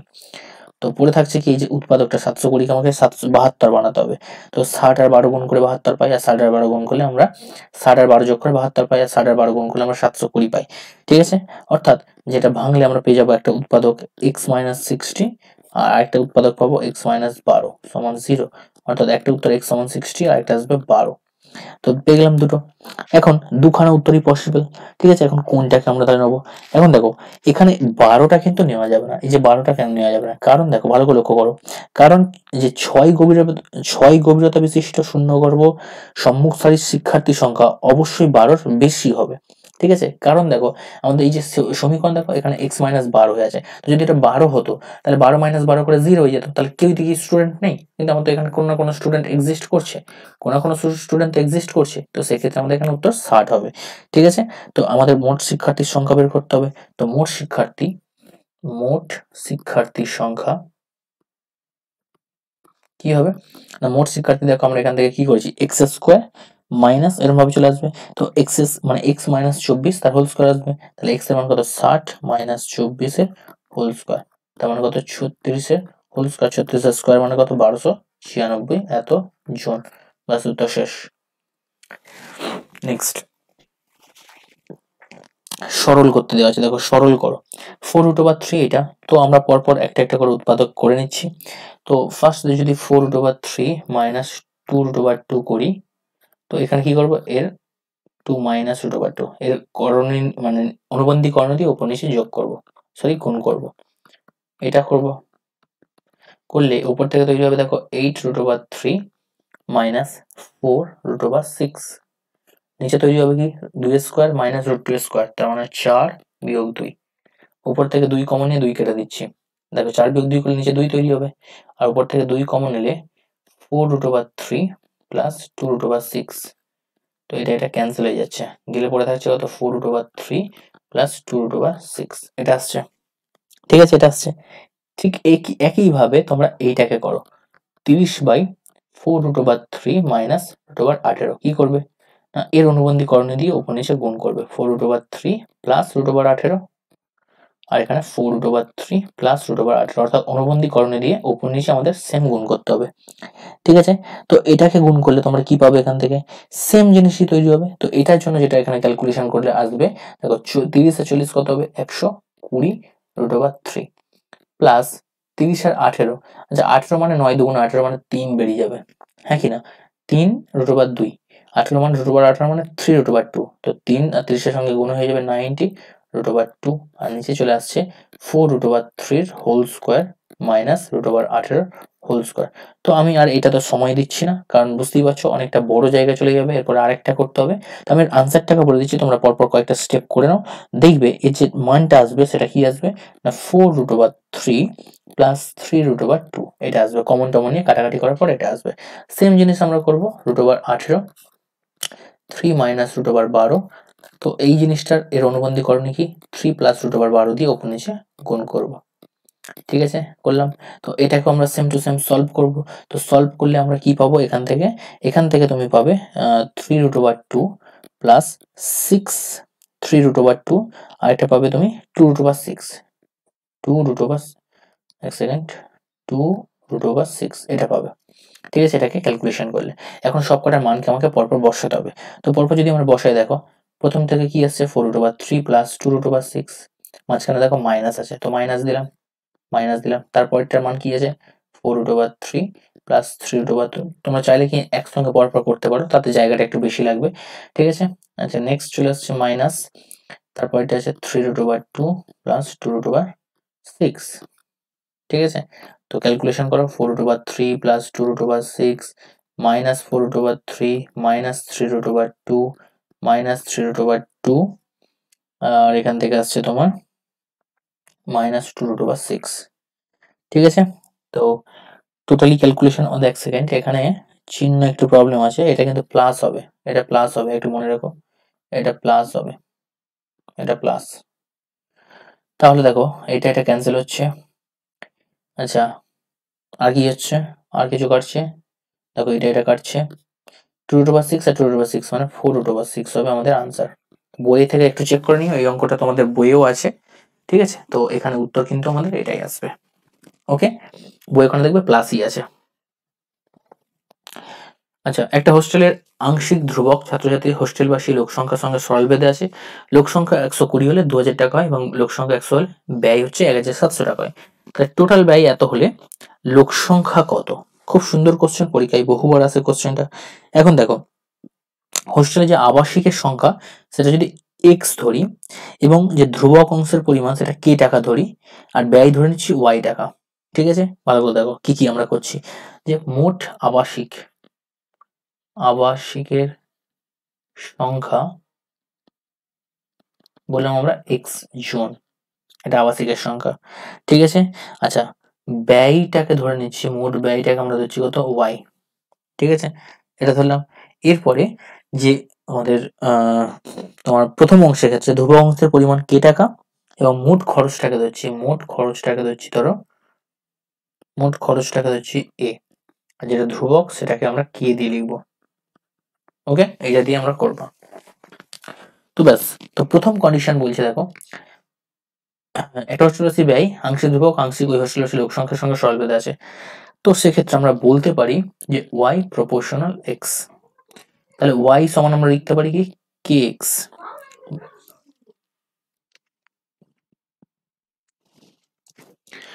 তাহলে এই যে ওয়াই সমান কে এক্স হলো, এটা কি কেটা আমাদের ধ্রুবক, যেটা আমরা অলরেডি লিখে রেখেছি। ঠিক আছে, তো কে এখানে আমাদের কিন্তু অশূন্য ভেদ ধ্রুবক। ঠিক আছে, আচ্ছা এখান থেকে আমরা একটা জিনিস তাহলে বলতে পারি যে মোট খরচ যেটা এ সমান, ঠিক আছে এ সমান কে, এক সেকেন্ড এটা এই ধ্রুবকটা অন্য, এখানে একটা পি নিয়ে নিচ্ছি। ঠিক আছে, এখানে পি নিয়ে নিচ্ছি কারণ এটা তো টোটাল ধ্রুবকের জন্য, মানে টোটাল ব্যয়ের জন্য এটা নেব। ঠিক আছে, তাহলে এখান থেকে আসবে এ সমান কে প্লাস, ঠিক আছে এ সমান কে প্লাস পি এক্স, এটা নাম দিলাম 1 নম্বর। ওকে, এবার দেখো এখানে এক্স এর মান দেওয়া আছে 120, এখানে দেওয়া আছে এক্স সমান 120 হলে অর্থাৎ ব্যয় যদি 100 মানে লোক সংখ্যা যদি 120 হয়, লোক সংখ্যা এখানে কত এক্স, ব্যয় হচ্ছে কত হয় 2000, তাহলে ব্যয় কত ওয়াই, তার মানে ওয়াই তখন হবে কত 2000। ঠিক আছে, এক সেকেন্ড এখান থেকে পি এক্স যদি তোমার আসছে 120, তার মানে এখান থেকে খরচ হচ্ছে ই সমান মোট খরচ এক্স সমান এত হলো, তাহলে এ 2000 আর 120 পি, তার মানে 120 এক্স। ঠিক আছে, ঠিক আছে, এটা লেখার দরকার নেই, এটা নয়। তাহলে আমরা এখান থেকে মানটা বসিয়ে দিই। তার মানে এর মান কত? 2000। তখন খরচ আসছে কত? 2000। হচ্ছে তখন 2000। ঠিক আছে। আচ্ছা, 2000 সমান আমরা লিখতে পারি কে এর মান কে থাকছে, প্লাস এখানে আসছে 120 পি। ঠিক আছে। এটা আমাদের একটা তৈরি হলো ইকুয়েশন। প্রথম যে ইকুয়েশনটা আমরা পাচ্ছি এ সমান কে প্লাস পি এক্স, এটা 1 নম্বর, এটা নাম দিলাম ধরো 2 নম্বর। ঠিক আছে। এবার এক, সবার প্রথমে এটা হচ্ছে 1 পেয়েছি। আচ্ছা, দ্বিতীয় স্টেপে যখন আবার x সমান 100 আসছে দেখো, তখন ব্যয় বলছে কত? 1700। তখন এ বলেছে 1700 টাকা। তাহলে সেম জিনিস এখানে লিখবো, 1700 সমান কে প্লাস এখানে তখন 100 পি হয়ে যাবে, এটা নাম দিলাম 3 নম্বর। তো এই যে 3 নম্বর, তিনটে সমীকরণ পেলাম। তো এখান থেকে 2 আর 3টাকে আমরা সলভ করছি। ঠিক আছে। এটার পরের স্টেপ আমরা এখানে যাচ্ছি, 2 ও 3 থেকে পাই। ঠিক আছে। 2 ও 3 থেকে এখান থেকে দেখো পি এর মান বের করে নিচ্ছি। পি সমান আমরা পেয়ে যাবো কত? 15। দুটোকে সলভ করে নাও, নিলে পি এর মান তোমরা এখান থেকে 15 পেয়ে যাবে। ঠিক আছে। কিভাবে সলভ করবো আমি দেখিয়ে দিই একটুখানি। যেমন আছে এখানে ধরো 200 সমান কে প্লাস 120 পি, আর এখানে আছে, সরি 200 না 2000, আর এখানে আছে দেখো 1700 সমান কে প্লাস 100 পি। তো এখান থেকে যদি আমরা মাইনাস করি দেখো পেয়ে যাচ্ছি এখান থেকে 300 সমান, এখান থেকে কে কে বাদ চলে যাচ্ছে, প্লাস কে মাইনাস কে হয়ে এখানে 20 পি। তোমরা দেখতেই পাচ্ছ পি এর মান আসছে কত? 15। তো পি এর মান 15 এসে গেছে। ব্যাস, এই পি এর মানটাকে আমাদের বসিয়ে দিতে হবে। তাহলে ইকুয়েশন কি ছিল? ইকুয়েশন ছিল কে প্লাস, এখন দেখো টোটাল লোক সংখ্যা যেটা 120। ঠিক আছে। 120 আর তোমার 1 নম্বর সমীকরণ থেকে পাচ্ছি। 1 নম্বর সমীকরণ কোনটা? এখানে। এখানে মানটাকে বসিয়ে দাও। 1 নম্বর সমীকরণ দেখো টোটাল ব্যয় কত আমাদের এখানে বলা আছে? 1800 টাকা, 1880 টাকা, তাই তো? তো এখান থেকে বসিয়ে দাও, 1880 যদি হয়, ঠিক আছে, সমান 200। ঠিক আছে, 200। তো এখান থেকে দাঁড়াও 1 সেকেন্ড, কে এর মানটা একবার লিখেই দিই। কে এর মান তোমরা হলে পি এর মান এটা এসছে, তো কে এর মানটা এখান থেকে বের করে নাও, দেখো 200ই আসবে। কে এর মানটাকে 200ই বের করে নাও। এটাকে সলভ করে দেখো কে এর মান 200 আসবে। মানে পি এর মানটাকে যে কোনো একটা সমীকরণে বসিয়ে দাও, দেখো কি চলে আসবে। ঠিক আছে। জায়গাটা শর্ট, যার জন্য আমি ডাইরেক্ট লিখছিলাম, বাট বুঝতে পারবে না তোমরা। তো এখন যে মোট খরচ আমাদের দেওয়া আছে কত? 1880। এখানে দুটো 8, 3টে 8 পড়ে গেছে, 1880 টাকা হবে মোট খরচ। তাহলে এই 1 নম্বর সমীকরণে বসিয়ে দাও। তাহলে 1880 সমান 200, কে এর মান দেখো এখন 200 হয়েছে, প্লাস 15x, পি এর মান 15। তো এখান থেকে সলভ করলে আমরা x সমান পেয়ে যাবো কত? 112। তো এটা হচ্ছে মোট আবাসিকের সংখ্যা। ঠিক আছে। এটাই আমাদের উত্তর। ক্লিয়ার? নেক্সট, এবিসিডি ক্রমিক সমানুপাতি হলে প্রমাণ করো এটা। ঠিক আছে। তো এটা তোমাদের বইয়ে আছে, সিম্পল, এই অঙ্ক আর করানোর দরকার নেই। ক্রমিক সমানুপাতি মানে কি? এ বাই বি সমান বি বাই সি সমান সি বাই ডি। এটা সমান তোমাকে করতে হবে কি? কে ধরো। তো এ সমান আমরা লিখবো কি? বি কে। বি সমান লিখবো কি? C K. আর সি সমান লিখবো কি? ডি কে। এখন এখানে দেখো সি রয়েছে, তার মানে এখানে কি? সির জায়গায় ডি কেটা বসিয়ে দেবো, গুণ কে। তার মানে হবে কি? ডি কে স্কোয়ার। এখানে হবে বি কে, তো বির মানে এক্ষুনি কি বেরোলো? ডি কে স্কোয়ার। তাহলে ডি কে স্কোয়ার গুণ কে, তার মানে আসবে কত? D K cube. ব্যাস, হয়ে গেল। এবারে আমাদের যে কোশ্চেন আছে, বাম পক্ষ আর ডান পক্ষ লিখতে হবে, মানগুলোকে বসিয়ে দাও, কে গুলোকে কমন নাও, কাটাকাটি করো, দেখো আনসার তোমরা চলে আসবে। ঠিক আছে। এটা তোমাদের কাজ রইলো, কন্টিনিউ করে নাও, কারণ জায়গা ধরবে না এখানে। ওকে, কারণ বিশাল বড় ক্যালকুলেশন টাইপস আছে এখানে, জায়গাটা ধরবে না। নেক্সট দেখো, নেক্সট এটা দেখো ইম্পর্টেন্ট কোশ্চেন, এটা আমি করে দিচ্ছি। X by Y plus Z এবং Y by Z plus X এবং জেড বাই একটা হলে প্রমাণ করো যে প্রত্যেকটি অনুপাত হাফ অথবা মাইনাস একের সঙ্গে সমান। ঠিক আছে। তো ফার্স্ট আমরা দেখতে পারি এই যেটা রয়েছে, ঠিক আছে, এটাকে যেটা দেওয়া রয়েছে আমি ডাইরেক্ট লিখছি, এটার পাশে সমান দিয়ে তোমরা এটাকে তুলবে, ফার্স্ট দিয়ে সমান দিয়ে লিখবে।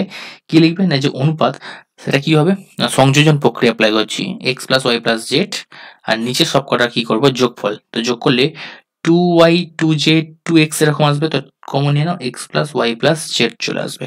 কাটাকাটি করো, দেখো হাফ চলে আসছে। ঠিক আছে, হাফ চলে আসছে। এখন দেখো এখানে কিন্তু ধরছি আমরা যে x plus Y plus z এটা কিন্তু নট ইকুয়াল টু জিরো, তবেই যেটা কাটাকাটি করা যাবে। যদি এটা জিরো হতো তাহলে কাটাকাটি যেত না। এবার যদি জিরো হতো, যদি x plus Y plus z সমান জিরো হতো, তাহলে কি হতো না, তাহলে হচ্ছে যে এই যে ওয়াই প্লাস জেড সমান আসতো কি? Minus x. তাই তো? যদি জিরো আসতো, কোনাকুনি গুণ করলে দেখো এইটা ধরো এটা সমান জিরো, তাহলে এইটা যদি জিরো হয়, দেখো x by Y plus z সমান যদি জিরো লেখো, তাহলে কি লিখবে? এখান থেকে তুমি এইটা লিখবে, তো যে এক্স সমান লিখবে তুমি জিরো। দেখো x by Y plus z, এইখানে যদি আমাদের x plus Y plus z এর মান যদি 0 আসতো, তাহলে সেক্ষেত্রে তুমি কি 0 লিখতে, এখন এই পুরোটার মান যখন আসতো তো মাইনাস চলে আসবে। কেন চলে আসছে ভালো করে লক্ষ্য করো, যদি x plus Y plus z 0 হয় তাহলে তুমি লিখতেই পারো এখান থেকে, দেখো x plus Y plus z যদি 0 আসে তাহলে ওয়াই প্লাস জেড সমান মাইনাস এক্স, আচ্ছা জেড প্লাস এক্স সমান আসবে কত মাইনাস ওয়াই, আর এক্স প্লাস ওয়াই চলে আসবে তোমার মাইনাস জেড। ঠিক আছে, তো এইখান থেকে X by Y plus Z নাও সমান এক্স বাই মাইনাস এক্স সমান মাইনাস ওয়ান, পরে কি আছে Y by Z plus X, এটা তখন কি করবে ওয়াই বাই মাইনাস এক্স, তাই তো মাইনাস সরি ওয়াই, দেখো জেড প্লাস এক্স এর মান কি মাইনাস ওয়াই, সমান এখান থেকে minus one. Clear? Next z by x plus y, তো এখান থেকে জেড বাই মাইনাস জেড, তার মানে আসবে মাইনাস ওয়ান। তা দেখতেই পাচ্ছ এখানে ডাইরেক্ট আমরা হাফ বের করে নিয়েছি, আর এখান থেকে প্রত্যেকটা মান দেখো মাইনাস ওয়ানই আসছে, তাহলে এটা প্রমাণিত। ক্লিয়ার? বোঝা গেছে? আচ্ছা নেক্সট, সমকোণী ত্রিভুজ এবিসি এর অ্যাঙ্গেল এ বলেছে সমকোণ। ঠিক আছে, তো একটা সমকোণী ত্রিভুজ আমরা ড্র করে নিই। এবিসি, এটা এ, এটা বি, এটা সি। ঠিক আছে, তো এবিসি, তো একটা সমকোণী ত্রিভুজ এবিসি এর অ্যাঙ্গেল এ সমকোণ, অ্যাঙ্গেল এটা হচ্ছে সমকোণ। আচ্ছা অ্যাঙ্গেল এ সমকোণ, তার মানে এখান থেকে এ শুরু করছি এ, এটা বি, এটা হচ্ছে তোমার সি, এখান থেকে সি। এবার বলছে বিসি এর উপর এডি একটা লম্ব, তো এটা হচ্ছে এডি একটা লম্ব বিসি এর উপর টানা হয়েছে, আমাকে এটা প্রমাণ করতে বলেছে। তো এখানে দেখো দুটো ত্রিভুজ তৈরি হয়েছে, ত্রিভুজ এবিসি, এখান থেকে ত্রিভুজ এবিসি আর ত্রিভুজ যদি এসিডি দেখি, ঠিক আছে সদৃশ্য, তাই তো, তো সেখান থেকে আমরা বলতে পারি বিসি বাই এসি সমান এসি বাই ডিসি। ঠিক আছে, এসি বাই ডিসি, আর এবি বাই এডি। দেখো এই জিনিসগুলো আমি ব্যাখ্যা কেন করছি না, মনে প্রশ্ন আসতে পারে স্যার আপনি তো ব্যাখ্যা করে বলছেন না যে কেন লিখছি এটা, কারণ দেখো এই জিনিসগুলো ব্যাখ্যা করার কিছু নেই, কারণ অলরেডি আমরা করে এসেছি যেগুলো, এর তো আমাদের জাস্ট টেস্ট পেপার সলভ হচ্ছে। আর ভিডিওটা যথেষ্ট বড়, একটা তোমরা দেখেছো অন্যান্য যে চ্যানেলে ভিডিওগুলো থাকে সেখানে কিন্তু পার্টে পার্টে পার্টে পার্টে দেওয়া হয়, তো আমি চাইছি তোমাদের পুরো একটা জায়গায় দিয়ে দিতে, যাতে কিন্তু সবাই একসঙ্গে ক্যালকুলেশন গুলো দেখে নিতে পারো, একটা পার্টেই থাকবে, বেশি তোমাদের এদিক ওদিক সেদিক করতে হবে না, এই পার্ট ওই পার্ট তারপরে এই কোশ্চেন ওই কোশ্চেন খুঁজতে হয় না যাতে, যার জন্য আমি এখানে সলভটা করে দিচ্ছি। ঠিক আছে, আর তাছাড়া তোমরা দেখতেই পাচ্ছ যদি এবিসি দেখো, এবিসি বড় যে ত্রিভুজটা দেখতে পাচ্ছ, এখানে বিসি দেখো, বিসি মানে কোনটা, দেখো বিসিটা হচ্ছে অতিভুজ, হ্যাঁ কি না, বিসি অতিভুজ বাই এসি, তার মানে অতিভুজ বাই এসি। এখন এসিটাকে তুমি লম্ব ভাবতে পারো, ভূমি লিখতে পারো। ঠিক আছে, তো এটা সমান তুমি কি নিতে পারো না, এটা সমান তুমি নিতে পারো দেখো এসি বাই ডিসি, অর্থাৎ এসি বাই ডিসি, অর্থাৎ এসি কোনটা দেখো এসি, আর এখান থেকে দেখো ডিসি, অর্থাৎ এই ছোট ত্রিভুজ, এইদিকে যে ত্রিভুজটা বড় ত্রিভুজ নিয়েছো, এবার দেখো ছোট ত্রিভুজের ক্ষেত্রে এখানে দেখো আগেরটার ক্ষেত্রে কি বিসি আর এসি কি অতিভুজ, ভালো করে লক্ষ্য করো, আমরা কি নিলাম অতিভুজ, আর বিসিটাকে আমি লম্ব বা ভূমি কিছু একটা নিয়ে নিচ্ছি আপাতত, অর্থাৎ লম্বই নিলাম। তো এখানেও দেখো, এখানে যেটা দেখো এসি নিয়েছি, তো এসি দেখো এই ত্রিভুজটার ক্ষেত্রে, এই ত্রিভুজটার একটা সমকোণী ত্রিভুজ, তো তার মানে এসি হচ্ছে তার অতিভুজ, আর সিডি দেখো তার ভূমি। তো আমি বলেছিলাম এটা লম্ব বা ভূমি যা ইচ্ছা নাও, তো আমি এক্ষেত্রে ভূমি নিচ্ছি, তার মানে এটাকে ভূমি নিচ্ছি, তো এদিকে লম্ব অতিভুজ বাই ভূমি নিচ্ছি, তো এদিকে অতিভুজ বাই ভূমি নিচ্ছি, তো এটার ক্ষেত্রে দেখো সেই অতিভুজ বাই ভূমিটাকেই নেওয়া হয়েছে। ক্লিয়ার? মাথায় ঢুকেছে একদম? চলো নেক্সট। তো এইভাবে যদি আমরা দেখি তাহলে সেক্ষেত্রে আমরা বলতে পারি যে এই যে অনুপাতগুলো থেকে অ্যাঙ্গেল এবিসি বা অ্যাঙ্গেল এসিডি, সো আমরা লিখতে পারি যে half into AB into AC. ঠিক আছে, ত্রিভুজ এবিসি এর ক্ষেত্রে দেখো, ত্রিভুজ এবিসি এর ক্ষেত্রে সরি ত্রিভুজ সাইন দাও, হাফ ভূমি ইন্টু উচ্চতা, সেম এখানে লিখতে পারি হাফ এডি ইন্টু ডিসি, এটার ক্ষেত্রে ত্রিভুজটার ক্ষেত্রফল সূত্র এটা। ক্লিয়ার? তো হাফ হাফ ক্যান্সেল করে দাও, পড়ে আছে কি দেখো এবি গুণ এসি, এখানে কি পড়ে আছে এডি গুণ সিডি। ঠিক আছে, তারপরে কি হবে, তারপরে দেখো এখান থেকে যে এসি এবি আর এবির মান দেখো, এখান থেকে এবির জায়গায় আমরা কিন্তু এসিটাকে বসাতে পারি, তাই তো, দেখো এবির জায়গায়, এখান থেকে এবির জায়গায় এসি বসাতে পারি, এখান থেকে দেখতেই পাচ্ছ এবির জায়গায় আমরা এসিটাকে নিতে পারি। ঠিক আছে, তাহলে এখান থেকে এসি গুণ এসি, আর নিচে আসছে তোমার আহ এই এডির জায়গায় সিডিটাকে বসিয়ে দেবো, সিডি গুণ সিডি, দেখতেই পাচ্ছ এখান থেকে আমরা নিতে পারি, অর্থাৎ AC square by CD square আমাদের প্রমাণিত হয়ে গেল। ঠিক আছে, বোঝা গেছে? তো এবার এটাকে দেখো উল্টানো আছে, তো এটাকে উল্টে দাও, দিলে হয়ে যাবে। দেখো আমরা প্রমাণ করেছি এবিসি বাই এসিডি, ওরা প্রমাণ করতে দিয়েছে দেখো এবিসি বাই এসিডি, ঠিক আছে? তো সেটাকে জাস্ট উল্টে দাও, দিলে তোমাদের প্রমাণটা কিন্তু হয়ে যাবে, ঠিক আছে? বিসি স্কোয়ার বাই, এখানে কিন্তু মানে actually AC square by CD square আসছে। তো এখান থেকে দেখতে গেলে এসি স্কোয়ার মানে কি, ছোট ত্রিভুজের ক্ষেত্রে এসি স্কোয়ার মানে বড় ত্রিভুজের ক্ষেত্রে ওটা দেখতে গেলে কি বিসি স্কোয়ার বাই, এখান থেকে সিডি আছে তো ওখান থেকে লিখতে পারি তুমি এসি স্কোয়ার। দেখো প্রমাণ হয়ে গেছে, ক্লিয়ার? নেক্সট এখান থেকে সাইন 30, তো সাইন 30 মানে আমরা জানি হাফ, সবাই জানি। তো এটা স্কোয়ার করবো, ডাইরেক্ট একেবারে লিখছি আমি একটু ক্যালকুলেশন করে। তো হাফ মানে 1/4 আসছে, নিচে আসছে 1+1/2, ঠিক আছে, গুণ, ঠিক আছে, গুণ cos 60, তো cos 60 ডাইরেক্ট ক্যালকুলেশন করে বসাচ্ছি 1/4 যোগ এখান থেকে 3/4 যোগ 1, তাই তো cos 60 এটা, ঠিক আছে, হয়ে গেছে, ডাইরেক্ট লিখলাম একদম। 1² মাইনাস 0 মানে 1 ভাগ, এখান থেকে দেখো সাইন 60 হলো √3/2 আর tan 30 হলো 1/√3 কেটে গেল, তখন আসছে কত, হাফ, ক্লিয়ার? আচ্ছা নেক্সট দেখো 4 বিয়োগ 3 3/4 গুণ 2 2 3 2 মানে উল্টে গেলে 2/3 গুণ এর নিচে 1 ছেড়ে দাও, তার মানে এখানে আসছে উপরে 4/4, ভাগটাকে গুণ করে দাও 2, ঠিক আছে? দেখো 4 4 এলিমিনেট করে দাও, এখান থেকে 2 2 কাটছে, এই 2 এর সঙ্গে 2 কাটছে, 3 3 কেটে গেল, তো উত্তর চলে আসছে আমাদের 1, ঠিক আছে? পরের কোশ্চেন দেখো কত সুন্দর সুন্দর, দেখো ছোট ছোট কোশ্চেন, তোমাদের কি একটু সময় লাগতে পারে ভেঙে ভেঙে করলে। এই কোশ্চেনটা কিন্তু আমি অলরেডি সাজেশন পেজে কিন্তু দিয়ে দিয়েছি ভিবি এই কোশ্চেনের বছরের জন্য। 1+4x² cos a সমান 4x হয়, তবে দেখাও যে এইটা, ঠিক আছে? তো কিভাবে করতে পারি 1+4x² সমান cos a, তো এখান থেকে তোমরা cos এর মানটাকে বের করে নাও। cos এর সমান লিখতে পারো কি 4x বাই 1+4x², ঠিক আছে? এটা তো আমরা এখান থেকে যদি বলি sin a কত বলো, sin a হচ্ছে কত 1 - cos², ঠিক আছে? তো 1 - cos² যদি তুমি এখান থেকে করো 1 - cos এর মান কত বেরিয়েছে 4x বাই 1+4x², এটার হোল স্কোয়ার, ওকে? তো সেখান থেকে যদি আমরা সলভ করি, দেখো 1+4x² টাকে তুমি যদি লসাগু করো, 1+4x² যদি তুমি লসাগু নাও আর এখান থেকে যদি হোল স্কোয়ার সূত্র ভাঙো, তাহলে 1 + 8x + 16x² - 4x এটা আসছে। এটাকে আলটিমেটলি সলভ করে দেখো 1 - 4x² বাই 1+4x² এটা আসছে, ঠিক আছে? তো আমাদের প্রমাণ করতে দিয়েছে কোসেক এ প্লাস কট এ, তাহলে কোসেক এ প্লাস কট এর মান বের করতে হবে, প্রমাণ করতে হবে। তাহলে কোসেক এ, কোসেক মানে কি, কোসেক মানে হচ্ছে তোমরা আমরা জানি 1 প্লাস, মানে কোসেক এ মানে কি জানি আমরা 1/sin a, আর এখান থেকে কট এ মানে 1/tan a, মানে tan, বা তুমি এটাকে কটটাকে লেখো cos/sin a, ঠিক আছে? তো এখান থেকে সাইন এ লসাগু হয়ে গেল, সাইন এ লসাগুর পরে ওখান থেকে আসছে 1 + cos a, ঠিক আছে? আর এখান থেকে আসছে 1 + cos a আর নিচে এইটা। তো এখান থেকে 1 + cos a, তাহলে 1 + cos এর মান কত 4x বাই 1+4x², আর নিচে সাইন এর মান আমরা দেখে নিচ্ছি কি এসছে 1 - 4x² বাই 1+4x²। তো এটাকে সিম্পল ক্যালকুলেশন করো, লসাগু টসাগু করো, করে ক্যালকুলেশন করে দেখো, এখান থেকে আসছে তোমার 1+2x বাই 1 - 2x, তো এটাই আমাদের প্রমাণিত, ঠিক আছে? এটাকে একটু সলভ করতে হবে তোমাদেরকে ধৈর্য সহকারে, কারণ আমি জায়গা নেই আর কিছু করার নেই, ঠিক আছে? তো করে নাও, দেখো একদম সিম্পল ক্যালকুলেশন হবে।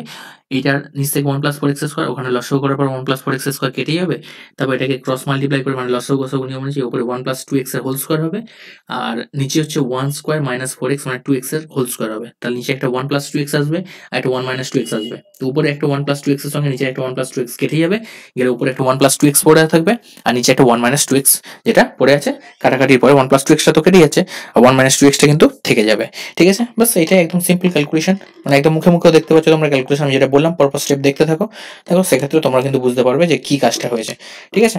তো এরকম নয় যে একদম পুরো রেডি করা আনসার তোমাদেরকে বলে দেওয়া হচ্ছে, ক্যালকুলেশন মোটামুটি হয়ে যাচ্ছে শর্টে, তো তোমাদেরকে একটু সময় দিতে হবে। তো তোমরা যেহেতু নতুন এখন করছো তোমাদের জন্য একটু সময় লাগবে, বাট করতে থাকো, আস্তে আস্তে তোমাদের ক্যালকুলেশনের স্পিড কিন্তু এসে যাবে, ঠিক আছে? নেক্সট চলো, sine 17 degree by x y, এই অঙ্ক দেখেই বুঝতে পারছো কিছু করার নেই।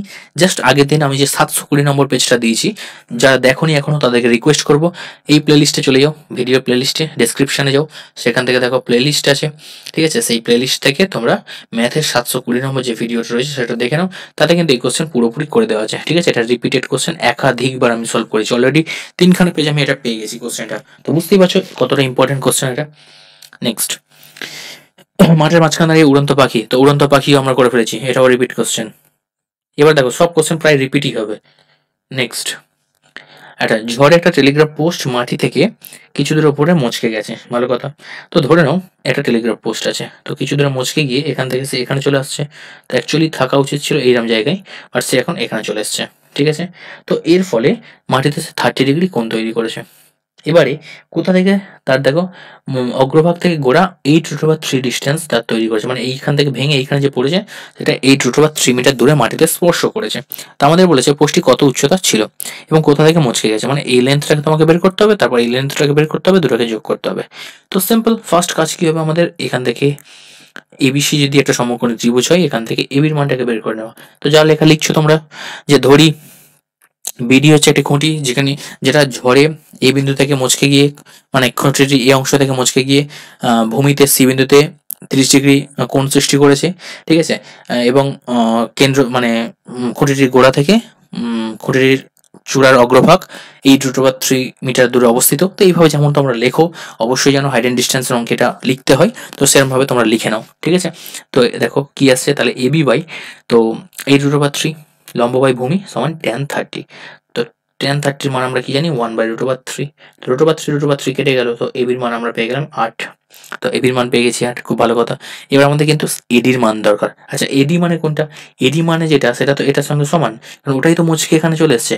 অর্থাৎ এখান থেকে আমাদের এবারে এসির মান বের করতে হবে। তো আমরা যদি করি এসি বাই বিসি সমান কি লিখবো, এসি মানে কি, অতিভুজ। এই সমকোণী ত্রিভুজের অতিভুজ কোনটা, এসি।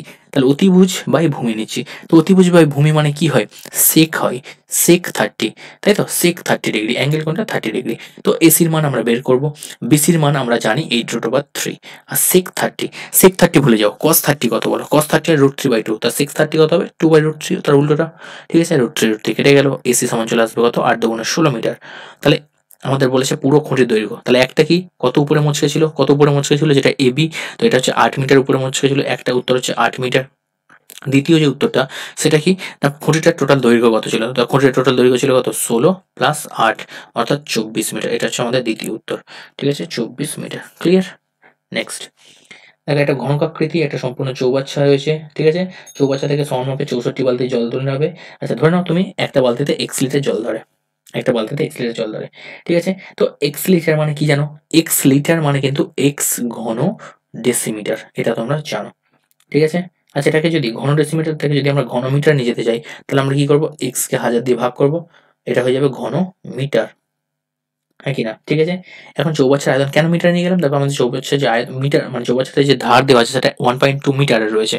তাহলে চৌবাচ্চার আয়তন কত আসবে, চৌবাচ্চার আয়তন আসবে,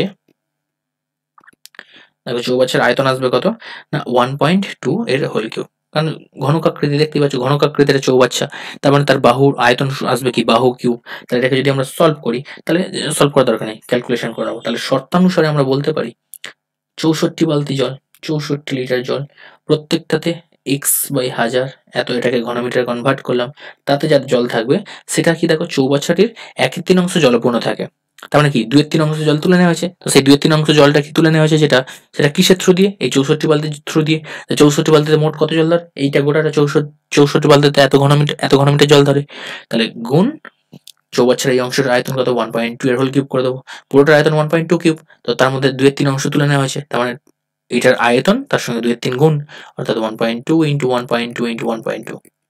ক্লিয়ার, মাথায় ঢুকেছে, ভালো করে বোঝার চেষ্টা করো। একটা চৌবাচ্চা আছে ধরো, এটা একটা ঘনকাকৃতি চৌবাচ্চা। ক্লিয়ার, এখন বলছে 64 বালতি দিয়ে, 64 বার বালতি থেকে একটা বালতি যেখানে 64 বার, এখান থেকে 64 বালতি জল তুলে নেওয়া হয়েছে। নেওয়ার ফলে চৌবাচ্চাতে জল রয়েছে কত, 1/3 জল পড়ে আছে, 1/3 জল পড়ে আছে, তার মানে নিশ্চয়ই 2/3 জল তুলে নেওয়া হয়েছে, হ্যাঁ কি না। তো পুরো চৌবাচ্চার আয়তন কত, এইটুকু, পুরো চৌবাচ্চার আয়তন এইটুকু, তো তার 2/3 জল তুলে নেওয়া হয়েছে, তখন তার সঙ্গে 2/3 গুণ, সিম্পল একদম। ঠিক আছে, তো এটাকে সলভ করে নাও, তো x এর মান পেয়ে যাবে তোমরা দেখো 18 লিটার। ক্লিয়ার, ব্যাস নেক্সট। তো একটা লম্ববৃত্তাকার ড্রামে কিছু জল আছে, 2.8 ডেসিমিটার দৈর্ঘ্য বিশিষ্ট। ঠিক আছে, তো এটা রিপিটেড কোশ্চেন, অলরেডি আমরা সলভ করেছি, এটাও রিপিট। Clear, next.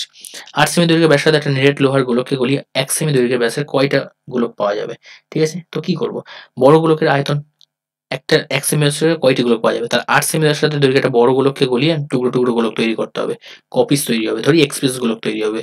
তো একটা গোলকের আয়তন কত হবে, 4/3 পাই আর কিউব, মানে 1 এর কিউব, ছোট গোলক দেখতে পাচ্ছ, আর সেটা তৈরি হচ্ছে কোথা থেকে, বড় গোলক থেকে। তো তার আয়তন কত হবে, 4/3 পাই 8/3। বাস 4/3 পাই কাটো। x সমান 1 কিউব মানে 1, 8 কিউব মানে হবে 512। বাস এটাই উত্তর। তো বুঝতেই পারছো কত ছোট ছোট অঙ্ক তোমাদের জন্য থাকে 4 নম্বরে। ক্লিয়ার? তো ব্যাস এইটুকুই ছিল। আর এরপরে এই সেটে যে আমাদের শেষের যে ছকের যে কোশ্চেনগুলো থাকে, অর্থাৎ আমাদের 26.1, 2, 3, 4, যেটা সংখ্যাগুরু মান, কল্পিত গড়, ক্রম বিচ্যুতি গড়। তো এই সেটে যে কোশ্চেনগুলো ছিল অলরেডি আমরা এর আগের সেটগুলোতে কভার করে নিয়েছি, যার জন্য আমি আর করাচ্ছি না। ঠিক আছে? ভিডিওটা যত বড় হয়ে যায়, ভিডিওটা পাবলিশ করতে সময় লাগে অনেকটা। তো যাই হোক, তো এই জন্য আজকে ক্লাসটা আমরা এখানেই শেষ করছি। প্রত্যেককে থ্যাংক ইউ ক্লাসটা দেখার জন্য সম্পূর্ণ। সবাই খুব ভালো থেকো, সুস্থ থেকো, এবং অবশ্যই সাজেশন যেটা রয়েছে, যেটা আসতে চলেছে, সেটা তোমরা নেওয়ার জন্য এই যে এক্সাম বন্ধু টেলিগ্রাম চ্যানেল হোক বা হোয়াটসঅ্যাপ গ্রুপ হোক, যে কোনো একটাতে তোমরা কিন্তু জয়েন করে যাও, যাতে তোমাদের পরবর্তীকালে ক্যালকুলেশন যখন আমি করাবো, সলভ যখন আমি করাবো, তোমরা যাতে ফটাফট দেখে নিতে পারো। ওকে? তো বাস আজকে এইটুকুই ক্লাসটা। Thank you everyone. সবাইকে বলবো সামনে এক্সাম আসছে, মন দিয়ে পড়াশোনা করতে থাকো, একদম সময় নষ্ট করো না। ওকে? জয় হিন্দ, বন্দে মাতরম।